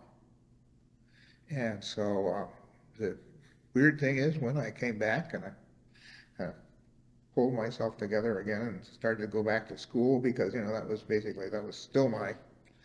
still my way out of hyphenated Germanism.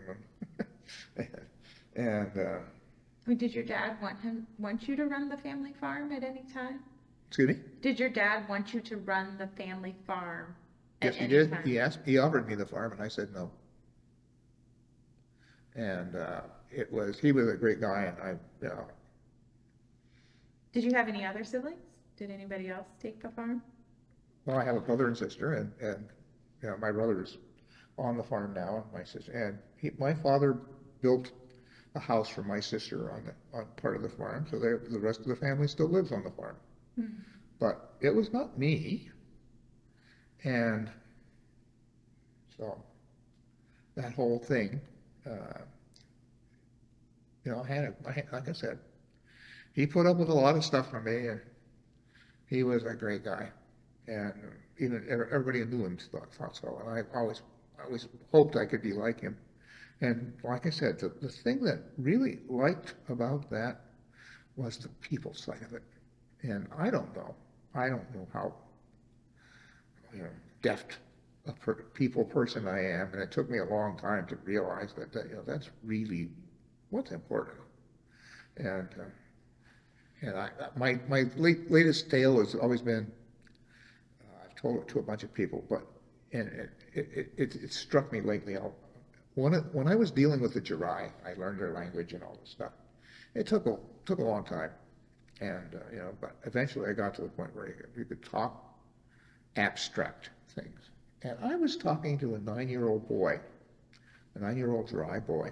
Like, you know, yeah, well, yeah, what's your life like? How do you live your life, man? And so, yeah, the intellectuals called the religion that these people practice animism. You know, everything's got a spirit. But the story I got from the kid was not so much the spirit. You know, the way you live your life is you manage your relationships. It's not that the rock has a spirit, but you have a relationship with the rock, and you have a relationship with your neighbor. You have a relationship, and I was just impressed because he was a 9-year-old kid, and he was telling me this, and just the look on his face and everything, you know, this was really his life, and it was amazing. And you know, the other thing that people, you know, the French had this all confused and all this other stuff too is, you know, Montagnards were, you know, especially the Dry and the Rade were matrilineal. They say, oh yeah, well, you know, property passes from mother to daughter. Well, it's more complicated than that because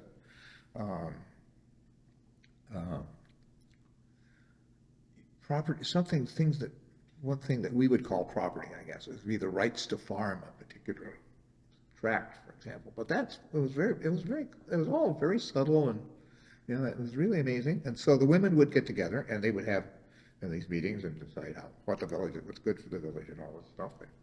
And if you knew your way around, you know, you paid attention to all of these things. And but the other thing is, the Jurai were known to be very warlike. Whoa, how does this work? You know, at least the French thought so. But the reason for that was, you know, the French were doing their typical, you know, and the Jurai kind of knocked them down a bit. But the way it works, at least in the Jurai, was, and if we're getting down to the women, if the women need muscle, they bring in blood, their brothers. And even though those people live in a different village, they come in, and that's how it's done. And as you know, I can see why the French were all totally confused. You know. And if you mess the thing that, you know, you talk about these people, and you're talking about this simple view that, you know, your life is determined by your relationships. You can see if you try cutting a few corners there, you're going to get some people pretty mad at you pretty fast. And that's exactly what happened. And so okay, so back to, you come back to the U.S. yeah.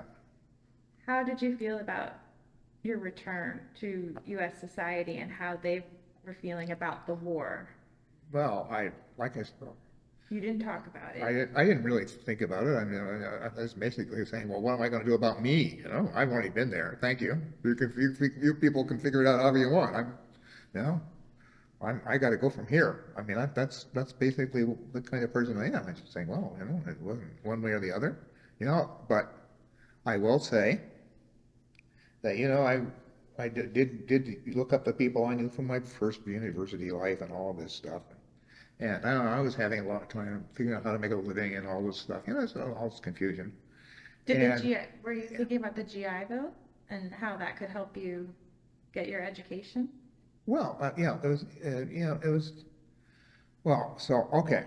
I knew I didn't want to be a hyphenated German, okay? And I didn't really have any of the skills of, you know, with the group I called the Cowboys. So basically, I'm back to why I was calling my sciencey thing, you know, basically call an analyst or something like that. And so I went back up there and I'm saying, well, maybe I can resurrect this. And actually sitting around here, I said, well, my mistake the first time was engineering, I just, you know, I didn't go for the broke. Didn't go for broke because, you know, basically I was a scientist. Well, basically, that's what I did. You know, that's what I wanted to be. And so I managed to piece together a plan to get a bachelor's in physics. And during that, I was going up there to school a lot and this stuff. So when I first came back,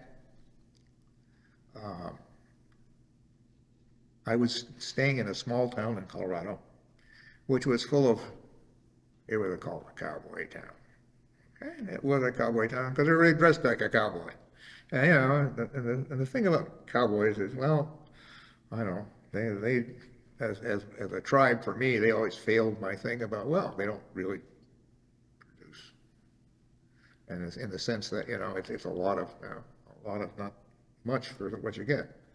And, but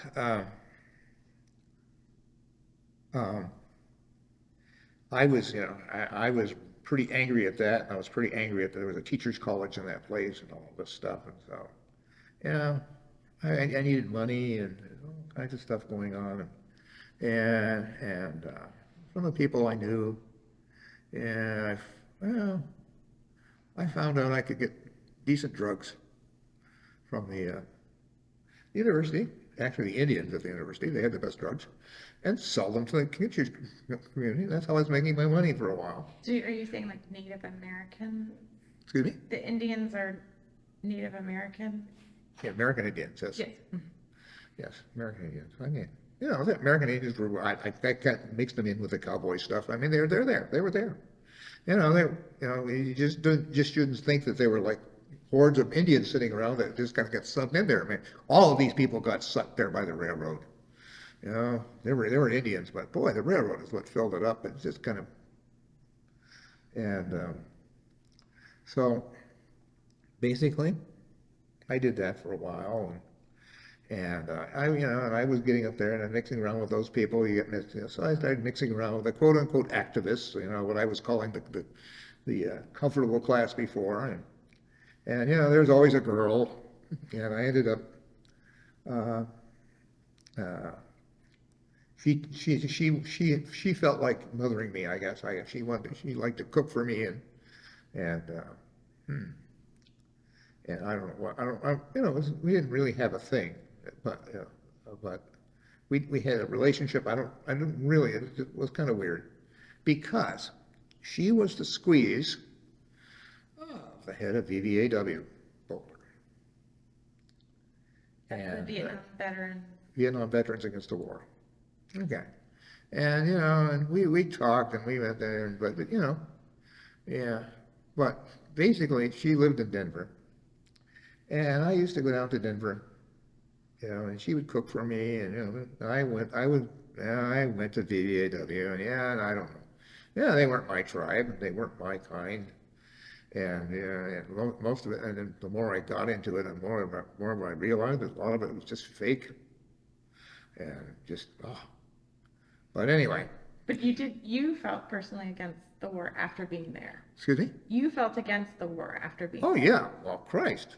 What? We should just be lying people down in pavement and burying them? Well, yeah, sure. No, yeah, of course. My only problem with that was, it was the wrong people were paying the price. The people who did it, who were responsible, never paid the price. They still haven't. And all these, God, if you met some of these, like I said, the Montagnard I dealt with, and those people, you could go, you'd meet people that you I just loved, they're just great, like, for example, many of the villages, had tee-hee brigades. Well, tee-hee brigades are the women, because the women are, pretty liberated.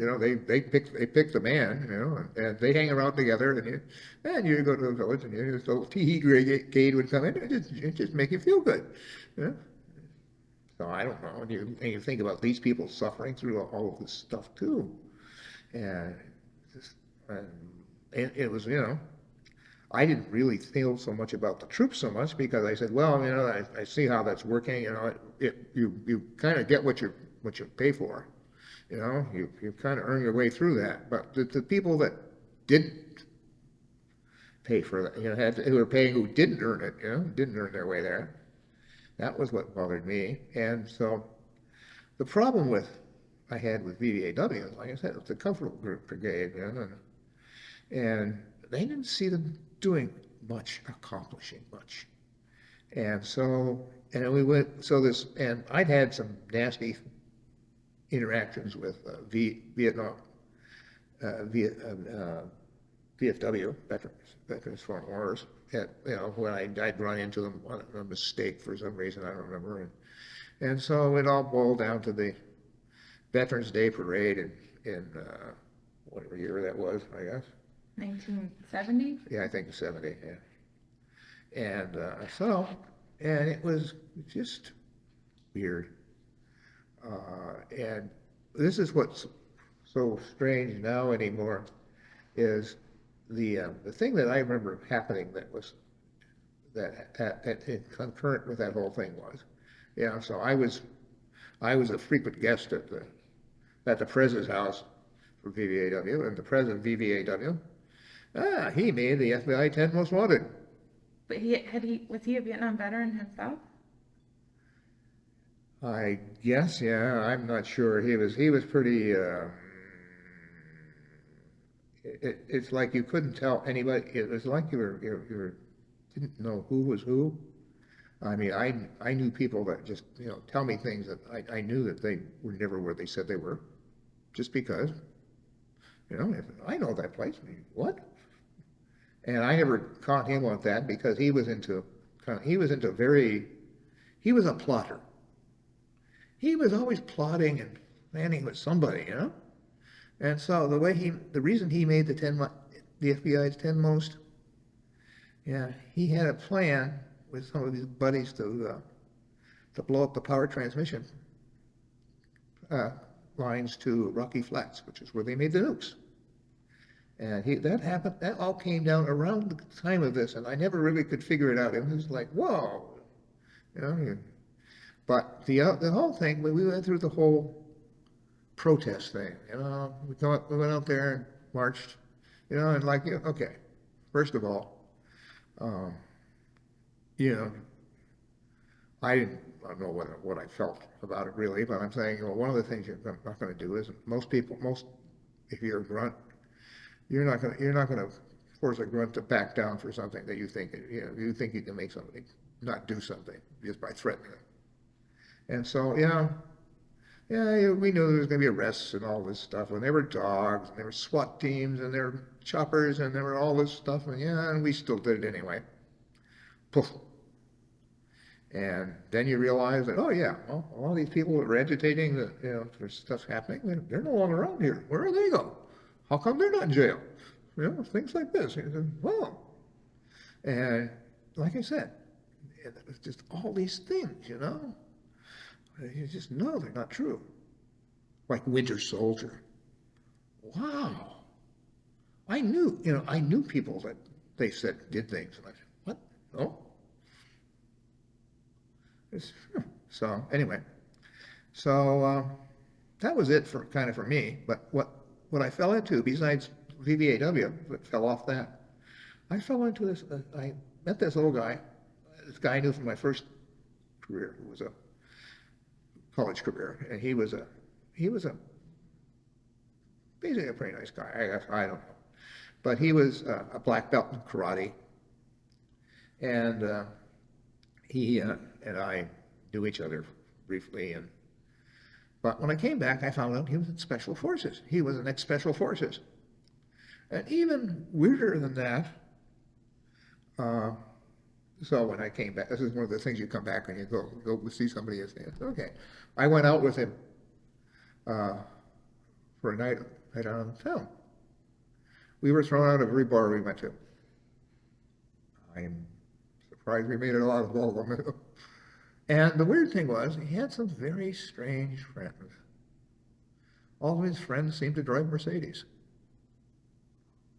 And what I found out was, okay, I found a couple things. First of all, his friends were a thing that was forming in Boulder called Paladin Press, which was, wow, I think it's legendary if you look it up. It's about, it's publishing all these, well, it published a lot of Vietnam books, among other things, but it published things like terrorist documents and all this kind of stuff, and their big thing that got them shut down, well, mostly shut down, was a thing called Soldier of Fortune.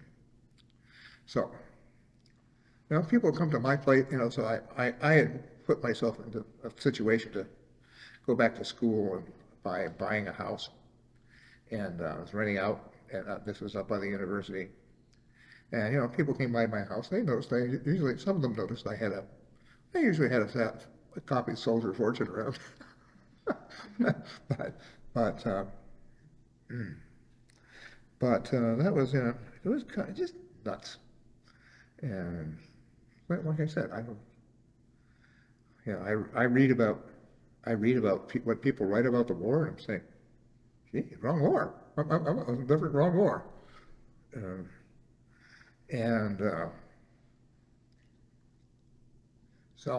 And Wes, which is the guy's name, maybe I shouldn't even mention it, but he was actually making a living as a mercenary. He still wanted his math degree, because that's what he wanted the most in the world, was a math degree. And This was the guy with the black belt. huh? The guy with the black belt was the mercenary? The guy with the what? The black belt? Yes. Mm-hmm. Yeah, Africa somewhere. That's all I know. And Barbara met him. She thought he was a great guy. He was brought up.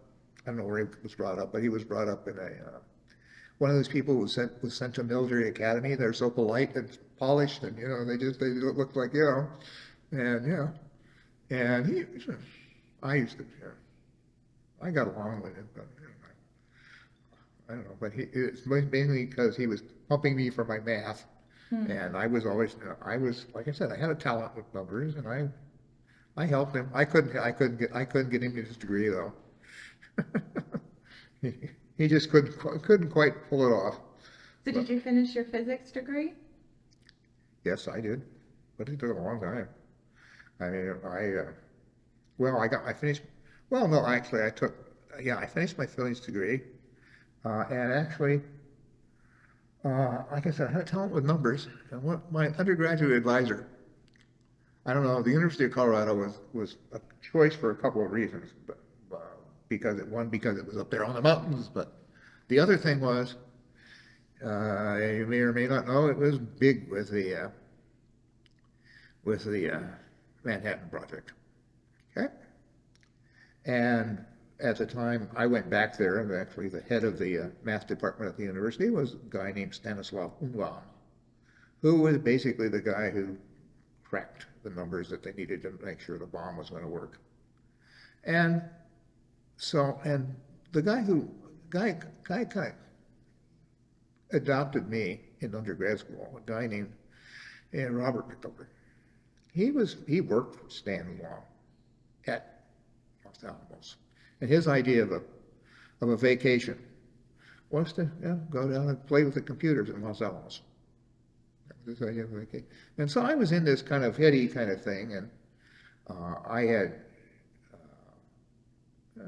was in a, you say what was not, I wasn't thinking about Nam. I was, because, I was, because of my putting my thing together again, I was going down, I had to take one course down at there was a reactor there right on the street. And I was to go there and I do my work there. And I was, that's kind of a weird, kind of heady kind of place. But one of the things that I got from my ex-special forces guy, he found out I was in the Highlands, and he knew my thing about the mountain yard. And so he was going to keep me going on what was going on. And I knew all this stuff that was happening that I don't even know if it's even known now. I mean, for example, now we keep reading about how, how all the mountain yard were suddenly Protestant. You say, well, how did that work out? Well, and you find out that, it was the French, when the French went through there the first time in the land grab, well, if you were Protestant, you were out of luck because the French were Catholic. So basically what happened again was all the losers from the first round collected. Yeah, they got together and got tied up with some U.S. aid money. You know what that means. That's the fancy way to spell CIA. And they went through there and they did another sweep. That's how we ended up with all these Protestant mountain yards. So those people were just brutalized again. And sheesh. And I knew all about the thing you never read very much about was, when the South Vietnamese government decided to kiss off the provincial government in the Highlands, the so-called Convoy of Tears. Well, I knew all this. I was reading. I couldn't find it in the newspapers, but I would hear about it. There were still special forces on the around Chio Rio, which is the way they had tried to escape. And but I couldn't do anything about any of this. What could you do? And just it's. And even now, it's like, okay. And can't do anything about it now, even though they're close by. But, it was definitely a deep, well, I guess, interest. And, what I realized is those mountain yards, the mountain yard ought to be the hyphenated mountain yard, just like the hyphenated Germans. The same deal. Just like the hyphenated Germans weren't Germans anymore. Hyphenated mountain yards aren't mountain yard anymore either, because their cultures, gone. And you were trying to make something in a place that's totally alien to everything, and you have to put it together somehow. And the only real secret that I see, to making it through this stuff is staying true to yourself. You just have to, say, wow, I'm going to do it. And I feel for those people, and I'm probably going to visit them yet, but it's just, yeah, I know, for example, that one of their big, there's about 2,000 of them in Greensboro, and they're basically tribes I know something of. About half of them, they're Jirai, Rade, and there's some Begunar too. And I doubt I could speak to them. I don't know, in their language. I'm sure I could. I mean, I'm kind of a trashy language guy. I mean, I took Spanish in high school. In college, I took Russian because my mother's father was somebody I admired. Yeah, I grew up in the German thing, so you get Latin shoved at you at first, and I don't know, in one of my little jaunts, I tried some French, and I don't know. I'm never going to be a polyglot. So, but So how do you feel like the Vietnam War experience carried through your life and how you chose your career and things? Do you feel like you just pushed it down for a long time? no, I don't. I mean, you obviously had these interests that continued after you left. Yes, it was not something. It's just I try. I said I try to work things, and I try to work things in, and there was, Vietnam was something that happened. Okay, the way it went and whatever. Okay, I did the best I could with what I was given, and and I'd like to help others do as well as they can with it too. But really, it didn't do much for me. I don't know. Maybe it did. Uh, Certainly. After I went through so I got into grad school, and I went through grad school in physics and blah blah blah. But the problem was that at some point you realize, especially in the sciences, it's a young man's game. Okay, and by the time I wanted to do theory, I wanted to do mathematical physics in particular, and it's a young man's game, and you get to the point where you just can't do it. And I was at that point before I started the second time, But I had, I had ideas, but and then I realized, okay, whatever I did, academia was never going to be for me. It just wasn't my thing, and I got a great wife. We lived, and we liked things, and my interest, the interest in people again came back, but that was more an interest in history. Because if you think about it, every person is like a library of information, and if you can tap that, you can connect to it. It's very rich, and so we got into historic preservation and all that stuff because I liked the stories. And so here I am, this techie guy, and suddenly, I don't know, trying to be a people guy. I don't know what the hell. But worked for me, I guess. And I am not at all reluctant about not going for the techie gold. No. And Did you ever, excuse me? did you recognize anything? Did you feel like you suffered from PTSD from all of the experiences in the infantry? Do I recognize PTSD?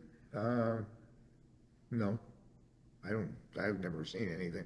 Well, and that was before I just the latest thing, the latest health thing, which I'm totally addled, but that's totally separate thing. That's just because of malfunction. But PTSD,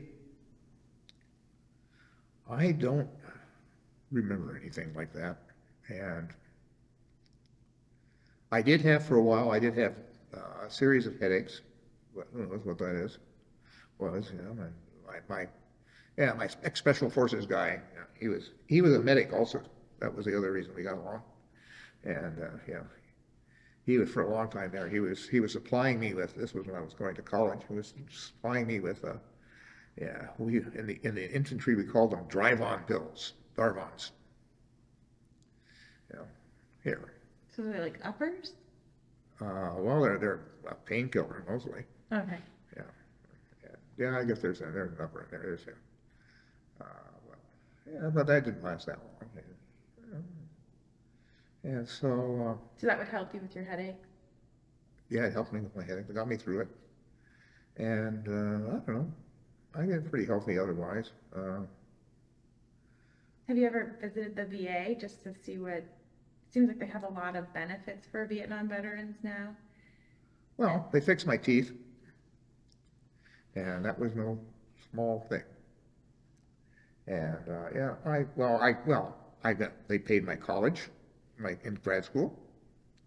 Helped with the house, blah, blah, blah, all of that. I said, okay, I got all that stuff. And what was really interesting is we moved to the Northeast, and then we moved to Canada.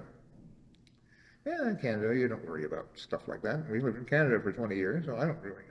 I find it shocking again that there's actual things for veterans. I'm saying, wow, it's kind of different. I mean, I'm not, so I do take, my discount for internet, for example, but that's fine. But that's, So you're saying like in Canada, they don't have Vietnam veterans, so Yep. that wasn't a thing. But when you came back, you were surprised that. yeah, I was surprised, yeah. Uh-huh. But yeah, it was. And so, So why did you decide to settle in Virginia? When did you settle in Virginia, and why did you decide to settle in Virginia? we decided to settle in Virginia because Canada had become unlivable. Canada has gone off the deep end, and especially in Quebec. And Quebec is, it's always been the language thing. The language thing has always been, it's back again. And so, I don't speak very good French. I speak barely any French, but we never had trouble. And actually, the cool thing, we lived in Montreal. We lived in the kind of the boundary between the French and the English, which was actually ethnic. So, for example, we walked everywhere. Yeah, for example, I went to a butcher, okay, for example, and we was talking about the hyphenated Germans. I talked to him one day and found out he was a Danube Swabian. Okay, and he had moved to Toronto to start with, and he had ended up, same thing. People don't realize there are Germans everywhere. Something like, I read somewhere that something like 20% of the U.S. population has some German heritage. Yeah. And globally, it's like 30%. Saying, wow, Germans everywhere. So why did you pick Virginia then? Excuse me, what? Why did you pick Virginia? You left. Virginia? You were in Canada, but Okay. like, why? You could have lived in all Okay, of the states. okay, we had lived in Nova Scotia, we'd lived in Nova Scotia, we'd lived in New England. Yeah, and we were saying, well, this is all pretty cold, we wanted something warmer than that, and, so it was kind of a Goldilocks choice, not too north, not too south, and, you go east and suddenly you're in stormy weather, and not too east and not too west, and that's how Richmond ended up, It really was like that. And and we had a lot of stuff to make happen. And like I said, it become uninhabitable up there, basically because of COVID. And because among my various shortcomings is I have a blood condition where I've had a couple of pulmonary embolisms, and so I'm Yeah, I'm on a blood thinner, and, yeah, I really, there's no way somebody like me is gonna take a clot shot. Mhm. And with no clot shot, gee, in Canada, you couldn't ride public transportation, Oh. Mm-hmm. for example. Or for a while, even go to the liquor store. You say, well, yeah, that's the way it works, so. So we're back here in the States. It's been nice. And it's been so, it's still short enough. And then I had this illness which ate up basically this summer. And so so we're still pretty fresh here. I don't know, trying to put it together. But that's why Virginia. Uh, what we find about Virginia is very interesting is that the people here seem to be very resourceful and very innovative, and it just seems like it's not, I don't know, yeah, and friendly too. One of the things we read about when we were up in Canada is somebody deciding how they were going to move out of Canada, how far south they were going to go, and he said, well, he just got in the car and he drove along until he found someplace friendly, and then he drove 2 hours more. Just to be sure. And he ended up in North Carolina, but that's okay. I do think North Carolina's feeling a little inundated right now, with people moving there. People what? People moving to North Carolina. I think because it's, affordable Mhm. and, Yeah. well, do you have any, okay, we'll ask you some retrospective questions, like, how did you feel in 1975 when the fall of Saigon happened? Were you just not thinking about the war, or? No, I expected it. I knew it. In fact, well, I knew that, the fall of Panicuik was the one that was interested me because, when those tanks came through, I was there. Those were my villages for a while. Yeah. And I couldn't believe that, these idiots thought that they could kiss off the Highlands and not lose Saigon. You know, I don't know. So I wasn't really feeling it. It's like, wow, these people are out of it. And like I said, the problem was, the people that were responsible for all this mess are the ones that they never had to settle up. It's the other people. That's the tragedy of the whole thing. What do you think was the strength of the North Vietnamese army, since you were on the ground facing them? What do you think their strength was? Well, the North Vietnamese army. Well,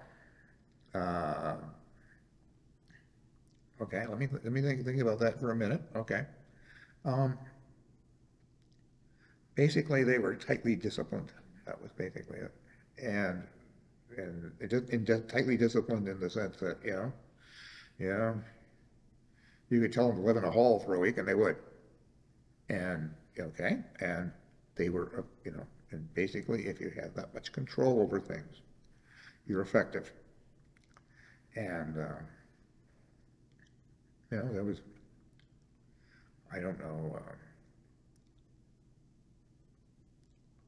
it's just like, yeah, it's just like anything, political. Political politics is, there's only really one political party, self-interest. And the people who organized that organized North Vietnam. They definitely knew where they wanted things signed. And so basically, it's the old thing. Like in South Vietnam was weaker because there was many people want to skate, cheat, and it's all what you get together in the end. And because, you know, the Vietnamese as a whole were formed by, you know, the push between the North and the South, you know, the up from the South and the North from the South, you know, that continual churn, you know, that's what came up when created the kin, which is what I think that's what their tribe is called, kin, K-I-N-H. And, you know, but nobody wanted to be Chinese, or nobody wanted to be, well, it's so weird, all kinds of weird things in the South, Pakistani, Indian, and all of this stuff pushing in there too. It is, wow. Do you think they had a weakness, Who? the North Vietnamese army?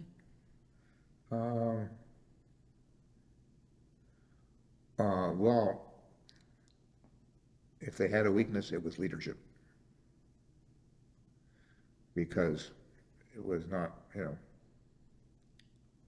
you did your thing. You stood in line, you did your thing. And yes, and so whenever you become dependent on a leader, you always have a weakness. Because leaders have a tendency to go off in the weeds. Mhm. And then, what do you think is the biggest misconception about the Vietnam War? Well, that was a uniform country. I mean, the Highlands was its own place. It was like a kind of own, you know, you didn't see Vietnamese. You know? And my whole life, and my whole time there, I saw one Viet Cong. And he was, I think he was out joking, because we were sitting on a bunker and see this guy come up pushing his pushing his it's not a motorcycle, a bicycle, right?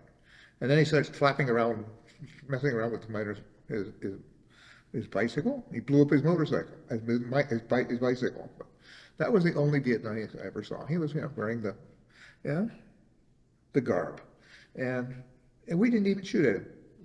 We just laughed. And there was, yeah, it just wasn't that kind of thing. I mean, you met somebody, we met somebody, they were NVA. They had a uniform. Yeah. And when I was, like I said, I was a medic, and I was looking at people taking care of medics.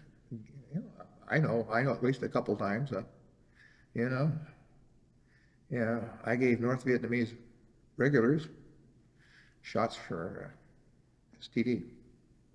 They came up and said, "Oh, whoa, yeah, okay. Oh, you're wearing a uniform, but okay, well, whatever." So it wasn't just one unified enemy. There were other factions that were just being sucked into this conflict. Yep. So, and actually, my knowledge of the history of Highlands, you know, the whole place was pretty closed entirely until up in the north, and the official traders were, yeah, Chinese. I think the Portuguese got up there too, but I'm not sure. You know, like, okay, it was just Asia. It's like this, you know. It was like, no, and it was nothing. You know, it's just all circumstance. And so I don't know. I was, like I said, I wasn't taught history in high school or, you know, anything like that. You know, I just kind of try to figure out how things work. That's all. Mm-hmm. And that was my thing. Is there anything I haven't asked you that you wished I would ask you? Oh, how can I answer that question? Oh, I hope I haven't rambled on too long without saying something useful. I hope I haven't lost anybody, or, you know, I'm not boring everybody, but. No, I mean, it's always valuable to capture. Excuse me? I said it's always valuable to capture experiences, Yep. firsthand experiences. Yep. Well, like I said, my idea that, you know, every person is like a library. of things that nobody else has quite arranged the same way. And it's it's the most interesting thing, I think. Does anybody have any questions to No, bring? you covered a lot. That's great. Can I add why we came to Virginia? Oh, yeah. Yes. Well, you can see his infantry association T-shirt. We, in 2016, we went to a infantry association reunion, which was held in DC. And we, at that point, we were in Montreal. We drove down and stayed actually in, where were we? Arlington. And on one of the free days, we took a trip down the Potomac and went to Mount Vernon. And I just wanted to see more and more of Virginia. I said, this Yeah, yeah. is just beautiful, and the history. We're history fans, as you can tell, and the history just caught our imagination. So when we were casting around for a place to go, we said, Virginia. So it was only a question of like the coast or the mountains or Something in between. something in between. Yeah. We really wanted to get back here and see more of this state. And we still do. Yeah, there's a lot to explore. Oh, there is. There is. Yeah, on that trip, I should say, we were doing, Barbara and I were going to do a tour of the wall. And so we went out to the wall one day, and I walked down there, and I was looking for some names. And I walked down there, and this guy, and I think I wrote about this, I thought it was funny. It popped out and said, "Jay, you mind answering a few questions?" Sure, I don't care. And so he and this little film crew comes running out and wanted to ask me a bunch of questions. And we had chatted a little bit. And then they said, what did you learn from Vietnam? And I don't know, I hadn't really even thought about it at that point, but the answer that came out was, everybody has their own version of the truth. And I still think that's true. Because you could make anything you want out of that, and maybe it's your truth, but it ain't nobody else's truth necessarily. And Your association, the group that has a reunion, do you still meet up with the guys, and particularly the guys in your platoon that all well, you no, know, fell that day? actually, remember, all my guys were shot. Basically went away, and I never saw them again. And even at this group, I don't see, last time we were there, I saw maybe a handful of people I knew, that's all. And most of them didn't know me either. It's the way it works. And so,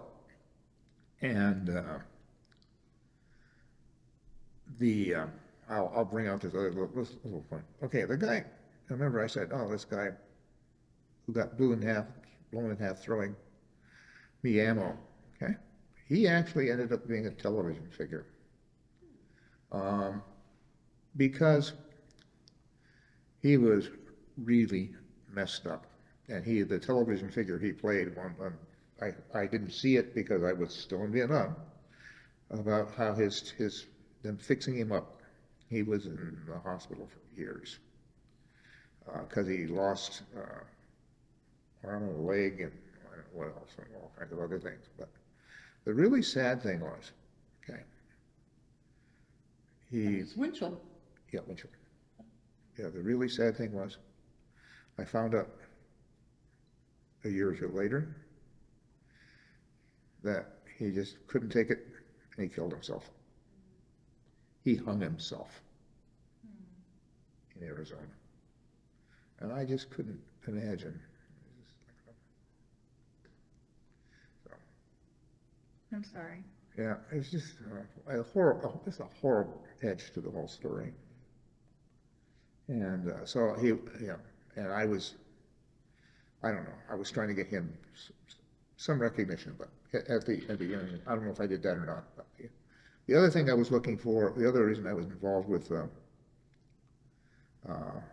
the organization, I got sucked in to start with because the guy who treated my jungle rot, his name was he was having trouble with the the Fed, they couldn't give me, he wanted a, combat medics badge, and they wouldn't give it to him. And so he named me as a reference, and that's how this all got going. And it was all kind of crazy. Um, and But the people were, they were from my town, of the small town I grew up in, about 400 people. There are three killed in action. I was looking for them. I didn't know any of them, but and it was, they were all Germans actually. And you keep picking these little weird things that all kind of fit into place. This is what history is. And So you found them on the Vietnam Wall? I didn't find them, Oh, okay. but I was looking for them. I knew they were there. I still know they're there, but I don't know where. But and actually, one of them was killed in an accident, a plane crash, I believe. And one of them, I think, was actually done in, and the other one, the Army has this great thing of for death by misadventure. In other words, everything was going okay, but you messed up, and you messed up so badly you did yourself in. I mean, that's what life is like. So, what did I learn from Vietnam? I don't know. I learned you take your best shot. That's it. Well, thank you for sharing your history with us. Yeah. So I don't have any, I don't have any grudges or anything. It's just like, okay, well, it's done. It's done. Yeah, it was done as I did it as best as I could. What am I going to do now? Huh? And sometimes you just have to realize that some things are just not immutable. These are immutable. I mean, rather, you can't, Yeah. And you go on. Yeah. So I don't know.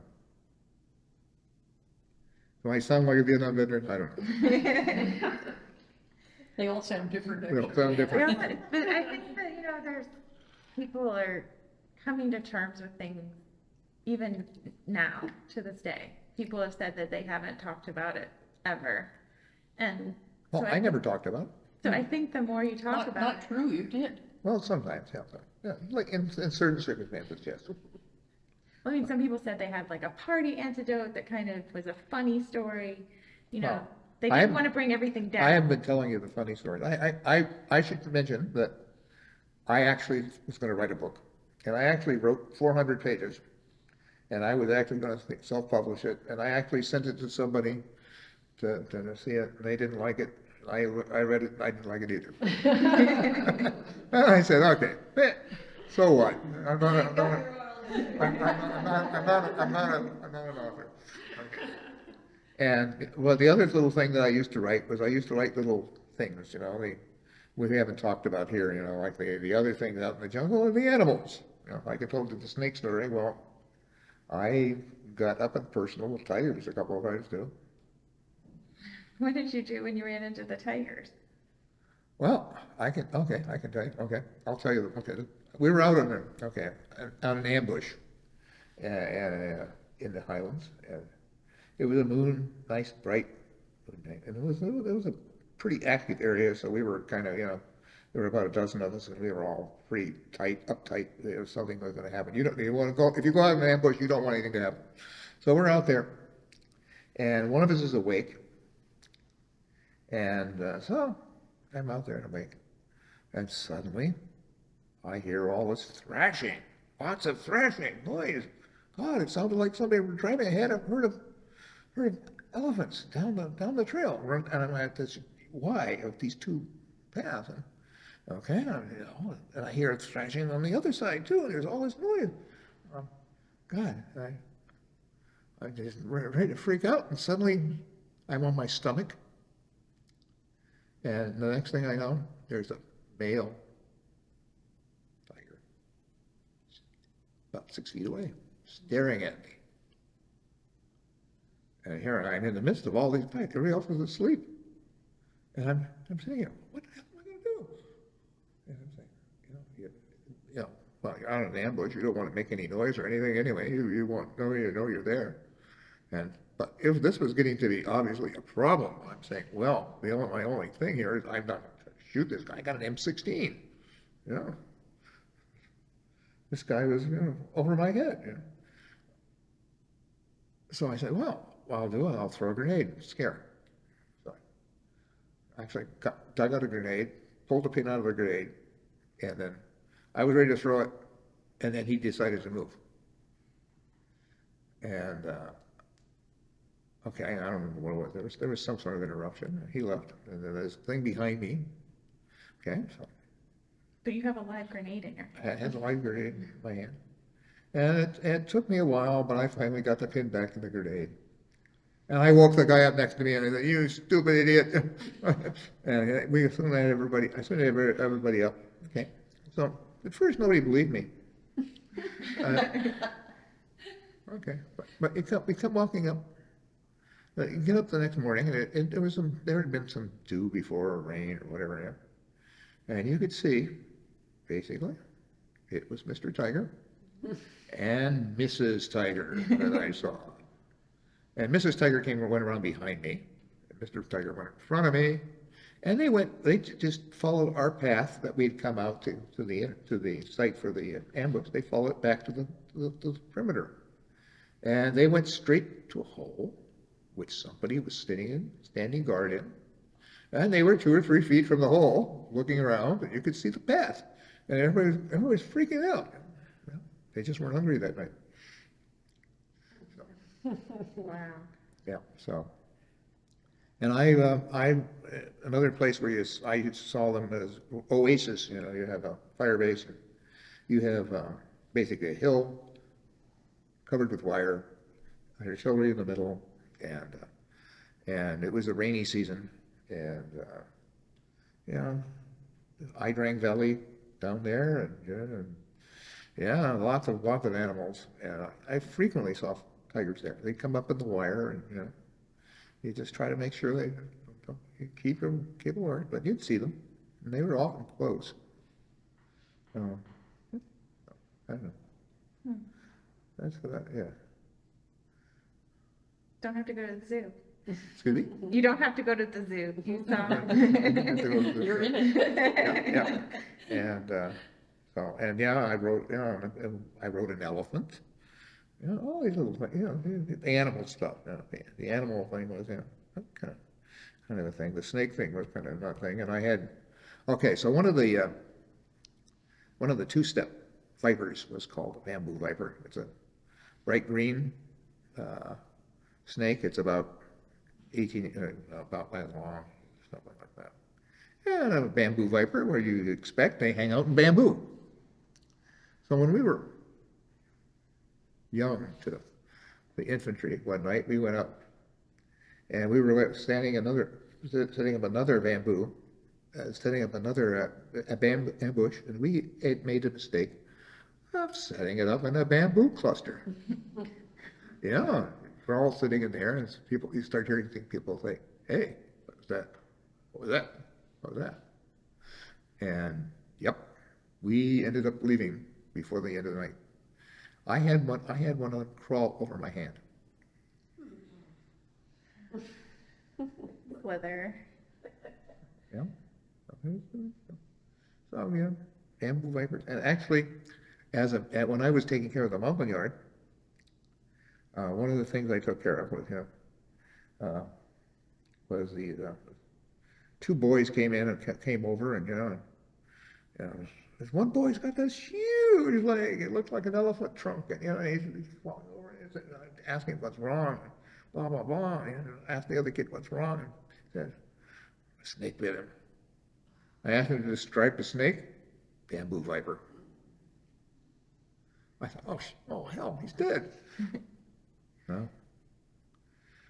I ended up giving the aspirin. aspirin. He was good. Well, but, so I said, I got along. Well, we thank you for coming in and sharing.